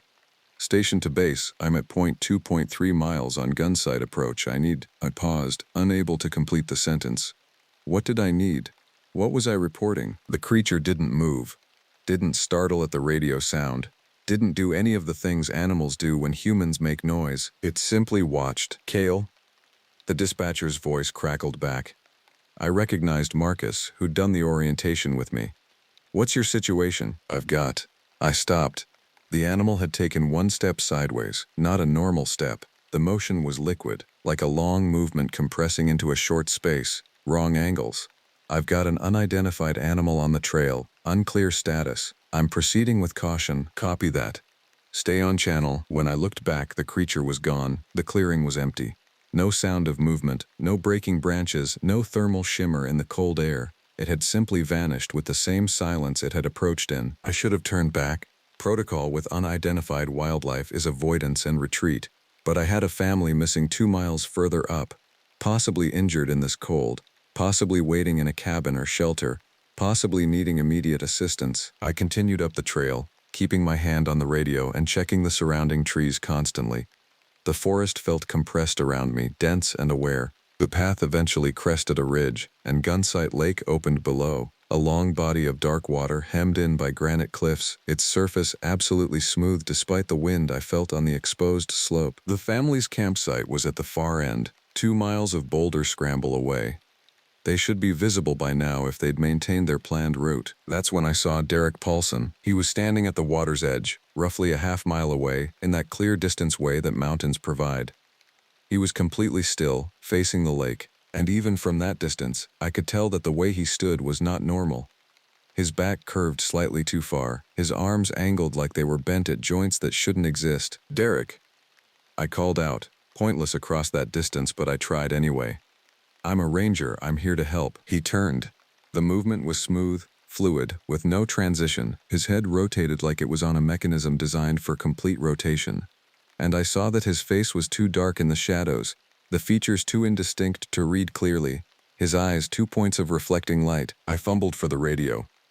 "Marcus, I've got visual confirmation on Derek Paulson, the missing hiker from early October, at Gunsight Lake approximately. I had to estimate. 0.9 miles south-southwest of my position. I need immediate assistance." The radio crackled with dead silence. "Marcus, you copy?" I looked at the radio display. Signal was full. Battery was fine. But the channel had gone completely dead. When I looked back at the lake, Derek was no longer there. The light was deteriorating fast. I had maybe 90 minutes before dark became complete. And 90 minutes in early November mountain country isn't enough time to locate 4 missing people and secure them safely. I made the decision that probably killed them. Rather than establish a safe position and wait for dawn to search with proper light and backup, I pushed toward the family's intended campsite. I told myself I was responding to emergency. The truth was more complicated. I was trying to solve the Derek mystery, to understand what I'd seen, to make the pattern connect in a way that made sense. The scramble down to water level took 40 minutes. My boots weren't designed for this terrain, and November ice was forming in patches on the rock faces. I went slowly, managing my fear by focusing on technical problems, where to place my feet, how to maintain balance, whether this route would be passable on return. The family's tent was at the intended site, a 2-person and a 3-person setup arranged in a small clearing surrounded by large boulders. The tents were closed. No sign of emergency, no abandoned equipment, no blood or struggle. "Hello," I called. "Park ranger, I'm here for the Hartley family. Are you in the camp?" No response. I approached the larger tent and unzipped the vestibule. Empty. Sleeping bags inside, still rolled, never used. Backpacks arranged carefully against the tent wall, everything organized perfectly. The small tent was also empty but more disturbing. Someone had slept there. The sleeping bag was disturbed, opened, bunched at the foot as if abandoned mid-sleep. A small lantern sat unlit on a bedroll, and there was a smell, not rot, not predation, but something chemical and sour, like skin exposed to extreme cold for too long. I searched the rest of the camp. I found scattered food items that hadn't been eaten. I found personal effects arranged in small piles, a watch, some coins, a child's teddy bear. I found several sets of shoes arranged in a line, positioned as if something had been examining them. I did not find 4 people. What I found instead, in the margin between the tents and the tree line, was a pattern of tracks. They were impressions in the thin frost that covered the rocky ground, and they couldn't be human. They were too spaced, the pattern all wrong. They suggested something that had circled the camp repeatedly, moving in lazy patterns, studying the tents and the people inside them. When I knelt to examine the prints more closely, I noticed something else. Where the impressions were deepest, they shifted. The front hoof pattern would start to form something else. Something with more points, more digits. Before reverting back to the cloven shape, I used my radio again, now with genuine desperation. "Station to base, I've located the Hartley family campsite at Gunsight Lake. The family is not present. Equipment and personal items indicate emergency abandonment. I need immediate assistance." The radio remained dead. As darkness settled completely, I made camp in one of the family's tents using their sleeping bags and lantern. I didn't light the lantern. Instead, I sat in absolute darkness, listening to every sound in the forest, trying to think through what I'd seen. Derek Paulson had been missing for 29 days. The search had turned up nothing. Yet I'd seen him, or something wearing his shape, standing by the lake this afternoon, moving in ways that suggested his body had been completely repurposed for different functions. And the family had packed for a 2-day trip, set up their camp properly, organized their equipment, and then apparently walked away from everything in the middle of the night. Or they'd been taken, or they'd changed shape and walked away on different legs entirely. The sound came around midnight. It was outside the tent, something large moving through the camp. I could hear it sniffing, hear the pressure of weight on the rocky ground. My hand immediately went to the bear spray on my belt, the only real weapon I had. The shelter was thin nylon, completely insufficient against any serious predator. The presence moved around the tent, circling it exactly as the frost prints had suggested. I heard it stop at the entrance, heard something like breathing, long, deliberate, patient, right outside the tent wall. I turned off my thoughts. This is something they don't teach in ranger training, but it works. When you're completely helpless, and the only option is to wait, you turn off everything. You become another object in the environment. You don't pray, don't hope, don't imagine outcomes. You simply exist without projection. It worked. After some unmeasurable time, the presence moved away. I heard it fade toward the tree line, heard the sound of something moving quickly, deliberately, away from the camp. I didn't sleep. I waited for dawn while my heart learned what the full range of human fear actually felt like. When morning came, gray and cold and infinitely welcome, I broke camp and examined the surrounding area in detail. The tracks were now more clear, now impossible to mistake for anything in the normal range of mountain wildlife. They were too large for a bear, too articulated. In several places, the impressions suggested something had paused and raised itself on hind legs before dropping back down and moving on. There were human footprints too, barely visible in the frost. 4 sets. They led from the camp toward the water, toward the lake, and stopped at the shore where the rocks became too hard to leave impressions. I followed the water for a mile, hoping to find them past the rocks, hoping they'd somehow slipped past and found shelter. I found nothing but evidence that something had been moving at the water's edge, back and forth, as if searching for something in the shallows. The radio started working at exactly 7:47 a.m. Kale, this is Base. We have been trying to reach you for the past 10 hours. Marcus's voice was tight with stress. What is your status? We're mobilizing a team now. I explained the situation. I reported the missing family, the empty camp, the strange tracks. I didn't mention Derek, didn't explain what I'd actually seen. I knew how it would sound. The rescue team arrived by helicopter just after noon, 3 rangers and a search dog. They found what I'd found, the empty tents, the organized camp, no family. They brought a forensics kit and photographed everything. They found the same tracks I'd found, but their official interpretation was bear activity combined with possible animal predation of deceased individuals. Search teams fanned out toward the valleys and ridges. They found nothing. 4 people vanished as completely as Derek Paulson had vanished, leaving only sleeping bags, food, equipment, and evidence that something had studied them extensively before whatever happened next. The investigation that followed was thorough, professional, and completely useless. 2 ranger stations launched a coordinated search that eventually expanded to include state police and federal wildlife services. Dogs tracked scents to the water's edge and stopped, refused to continue even with handlers pushing them. The theories multiplied: flash flood that carried bodies downriver, hypothermia that made them act irrationally and wander into fatal terrain, an animal attack that went wrong in ways the evidence didn't quite support. I participated in all of it, reporting my observations carefully, avoiding speculation. Internally, I was building a much different picture. 4 people vanished from a remote camp. Derek Paulson disappeared and reappeared as something that looked like Derek but moved like something else. The tracks suggested a creature that was learning to mimic animals, learning to move in their patterns but occasionally reverting to something fundamentally different. The pattern I'd been documenting for months suddenly became terrifyingly clear.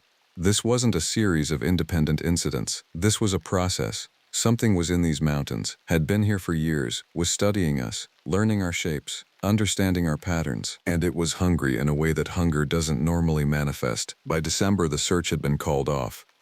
Winter was coming hard. The park was closing sections of backcountry, and 4 missing people eventually have to be accepted as lost. The official conclusion would be filed away as inconclusive, presumed deceased. I remained at the station. I'd received my termination notice in November.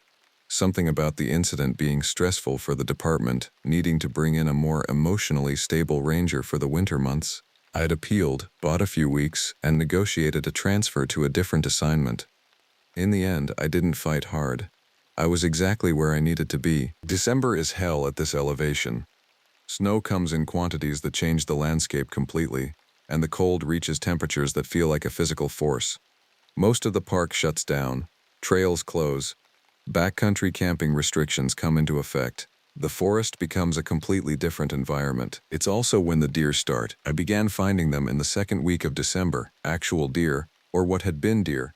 They appeared around the perimeter of the ranger station, moving with wrong gaits, their movements hesitant like the bodies were still being learned. One evening, I looked out and saw 3 of them gathered near the lake, absolutely still, their heads turning in complete synchronization to watch the water. Then they weren't deer anymore. The transformation happened in the moment I recognized it as wrong. The first one, a mule deer buck that had been standing 30 yards away, began to elongate. Its back legs straightened from their natural curve into something more human, and it rose onto them with a motion that looked agonizing. Its front hooves began to split, fingers emerging where hoof divided. Its head stretched, the muzzle retracting, the eyes widening, and then I blinked and it was a man standing on the lake. Not all the way a man. Derek Paulson. But Derek Paulson was no longer the essential structure I recognized. He moved with too many joints. His skin had the texture of something that had been partially digested and reformed. His face was almost right, but the geometry was off by degrees, like a photograph of Derek that had been stretched slightly too wide. He looked at me through my window. The other 2 completed their transformation. The Hartley family emerged from their animal forms. Mother, father, 2 children, all of them wrong in the same way. All of them wearing their original shapes like clothes that didn't fit right, like they understood the basic structure but not the specific mechanics of movement. They stood on the frozen lake, watching me. They began to walk toward the station. I acted with the clarity of someone whose theories have become demonstrably real. I shut off the station's external power, lit the fireplace using the emergency wood supply, and locked myself into the office with my emergency radio and a detailed log of everything I'd documented. The power cut off their ability to communicate with me easily. No electronic harassment, no phone calls.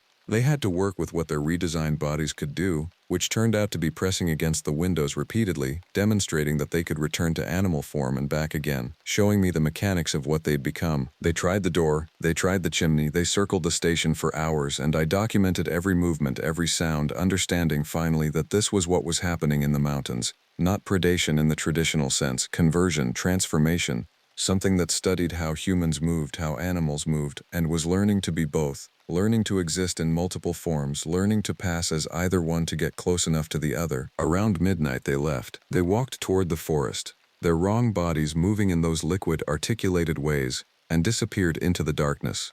The lake became silent again.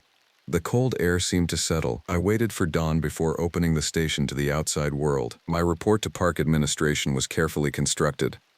I reported the family as having likely attempted evacuation due to emergency, possibly a medical event that impaired judgment. I noted strange wildlife behavior, bears on the lake, perhaps driven mad by early winter or changing food supplies. I suggested investigation into whether there was a disease affecting the local animal population. I didn't mention Derek Paulson walking on the frozen lake. I didn't mention anything I couldn't defend with physical evidence, but I did make one strong recommendation: that the park begin warning hikers about animals that seem to move strangely, and that multiple sighting reports should be correlated before dismissing them as misidentification. The administration took my report seriously enough to open a wildlife investigation. They found nothing. The animals were behaving normally. The lake showed no evidence of weight from anything other than natural freeze-thaw cycling. But now other rangers began reporting what I'd reported months earlier: strange movements in the backcountry, moments of cognitive dissonance when looking at animals that should have been operating on pure instinct. The pattern, once seen, became visible everywhere. In January, a ranger named Jackson reported a deformed elk on a trail near Mount Cleveland. By the time a team arrived, only normal elk remained, and Jackson's description didn't match anything in the park's wildlife database. In February, hikers reported seeing a pack of wolves that moved in complete coordination, turning their heads in unison, abandoning the hunt instantly when noticed. The department decided I was unstable. The proximity to the missing family incident, the stress of being alone at the winter station, the isolation, it had affected my judgment. I was offered medical leave and recommended to a therapist in Kalispell who specialized in trauma. I took the medical leave, I kept my job on probation, and I continued documenting. By March, when my medical clearance came through, I had a folder containing 17 additional incidents, all from the past 4 months, all describing wildlife moving with intelligence and intention: deer that watched hikers, bears that made no sound, birds that flew in patterns that suggested communication, all of it adding up to a process of integration, of something learning to become more like us by first becoming like the animals we were comfortable ignoring. The question I couldn't answer was what happens next. Does the transformation complete? Does something that has learned to be both human and animal achieve a perfect synthesis? And if it does, what stops it from being completely undetectable? What stops it from passing through civilization wearing the shape of humans who've learned the mechanics well enough that nobody questions the joint angles or the movement patterns? That answer came in the first week of April when the spring thaw released the bodies. 2 of them came from meltwater in the creek behind the station. Human remains, partial decomposition arrested by months of freezing. Dental records identified them as Derek Paulson and another missing person from 3 years prior, a woman who'd vanished from Goat Haunt in 2017. The third, found downstream, was identified as part of the Hartley family. Mrs. Hartley's husband and children were never found. The forensic analysis caused considerable chaos. The remains showed evidence of extensive predation, but also evidence of cutting and processing that suggested human intervention. The bodies had been positioned carefully in the water, weighted with rocks, arranged as if for display rather than concealment. This changed the investigation completely. Now there was hard evidence of foul play. Now there were bodies. Now the mystery became murder, and murder required suspects in human form. The park expanded the search zone. Law enforcement contacted previous rangers who'd worked at the station. They looked into local hermits and off-grid residents. They examined missing persons reports across 5 states and 6 years looking for connections. They found nothing that implicated a human killer. What they did find was that 3 rangers before me had reported similar experiences: strange animal movements, unexplained disappearances, an uncanny sense of being watched in the backcountry. The first had quit abruptly. The second had requested transfer. The third, the station log noted, had requested leave due to mental health concerns, and had died by suicide in Missoula a year later. I reviewed their reports. Their language was cautious, careful, avoiding direct statements about what they'd actually seen. But the undertones were identical to mine. Something was wrong, something was learning, something in the mountains that didn't fit existing categories of animal behavior. The park eventually concluded that multiple predators, possibly a family group of mountain lions, were responsible for the incidents, that those lions had since left the region, and that new protocols would be implemented for backcountry safety. The bodies were released to families. The case was closed. Life returned to normal, except it didn't. I'm still at the station. I took a permanent position, turned down multiple transfers, and established myself firmly in the place that most rangers consider a punishment assignment. I work alone through the long winters and coordinate with the summer staff during high season. I maintain my detailed logs, which nobody reads and nobody asks about, because something fundamental changed after the bodies emerged. The thing in the mountains, and yes, I've come to believe it's singular, one consciousness somehow distributed across multiple bodies, learning and perfecting its craft, understood that it had been seen. It understood that bodies were evidence. It understood that certain rules had been established, certain expectations about how things should behave. So it stopped leaving evidence. The missing persons reports didn't end. They continued. One every 8 to 13 months, consistent enough to establish a baseline but irregular enough that no search team could predict the next location. But now, no bodies emerge, no remains surface in spring melt. No confrontations at ranger stations. Instead, there are hikers who return with fragmented memories. A woman who completed her solo hike but couldn't remember the middle 3 days. A family that made it out safely but whose photographs from the trail show them moving with odd postures in the background, something subtly wrong with their joints and proportions. A group of hunters whose dogs refuse to interact with them after they returned from a missing section of the forest. And there are the rangers who see things, not frequently, just often enough that you know something is watching, learning, understanding how to be more like us. The other rangers don't speak about what they see, just as I don't. We file our reports carefully. We document the official incidents, and we continue our work because we understand what I understand now. Something is going to succeed eventually. It will learn to move like us well enough that we can't detect it. It will develop the patience and intelligence to integrate completely. And when it does, it won't need to hunt anymore. It will simply be one of us, moving through the world with the shapes we expect, learning our languages, understanding our cultures, becoming indistinguishable from any human being. I accepted this job because I was looking for Emma. I've come to understand that I'll never find her in any conventional sense. What I found instead was the reason she disappeared, the mechanism behind the pattern I've been documenting for 2 years. And I've chosen to stay here, at the station overlooking the lake, in the place where the transformation started, because someone needs to watch. Someone needs to keep the records. Someone needs to remember that not everything in these mountains is what it appears to be. The ridge keeper, they called such people in the old stories. The person who lived at the threshold between worlds and watched for things crossing from one to the other. I'm Cale Morrison, ranger at Glacier National Park, and this has become my role whether I wanted it or not. Some nights, when the wind is right, I can hear movement in the forest beyond the ranger station. Some mornings I find tracks around the perimeter that don't match any animal in the official database, and I'm beginning to suspect that the transformation I'm witnessing isn't moving toward complete integration at all. I think it's moving toward multiplication. The beings wearing Derek's shape, the children who used to be the Hartley family, the deer that walk on wrong legs. They're still here. And they're still learning, still studying us, still perfecting the art of being human. And somewhere in the back of my mind, in the part of me that hasn't given up hope, I wonder if Emma is still learning too. If somewhere in these mountains, my daughter is becoming something new, something that bridges the distance between species, between worlds, between the living and whatever exists in the spaces we're too afraid to explore. The lake remains perfectly still most mornings, reflecting the mountains with absolute clarity. I sit on the porch with my coffee and watch it, and I document what I see, careful and precise, because someone needs to remember. Someone needs to keep the records. Someone needs to be the ridge keeper. And until someone better comes along, that's me.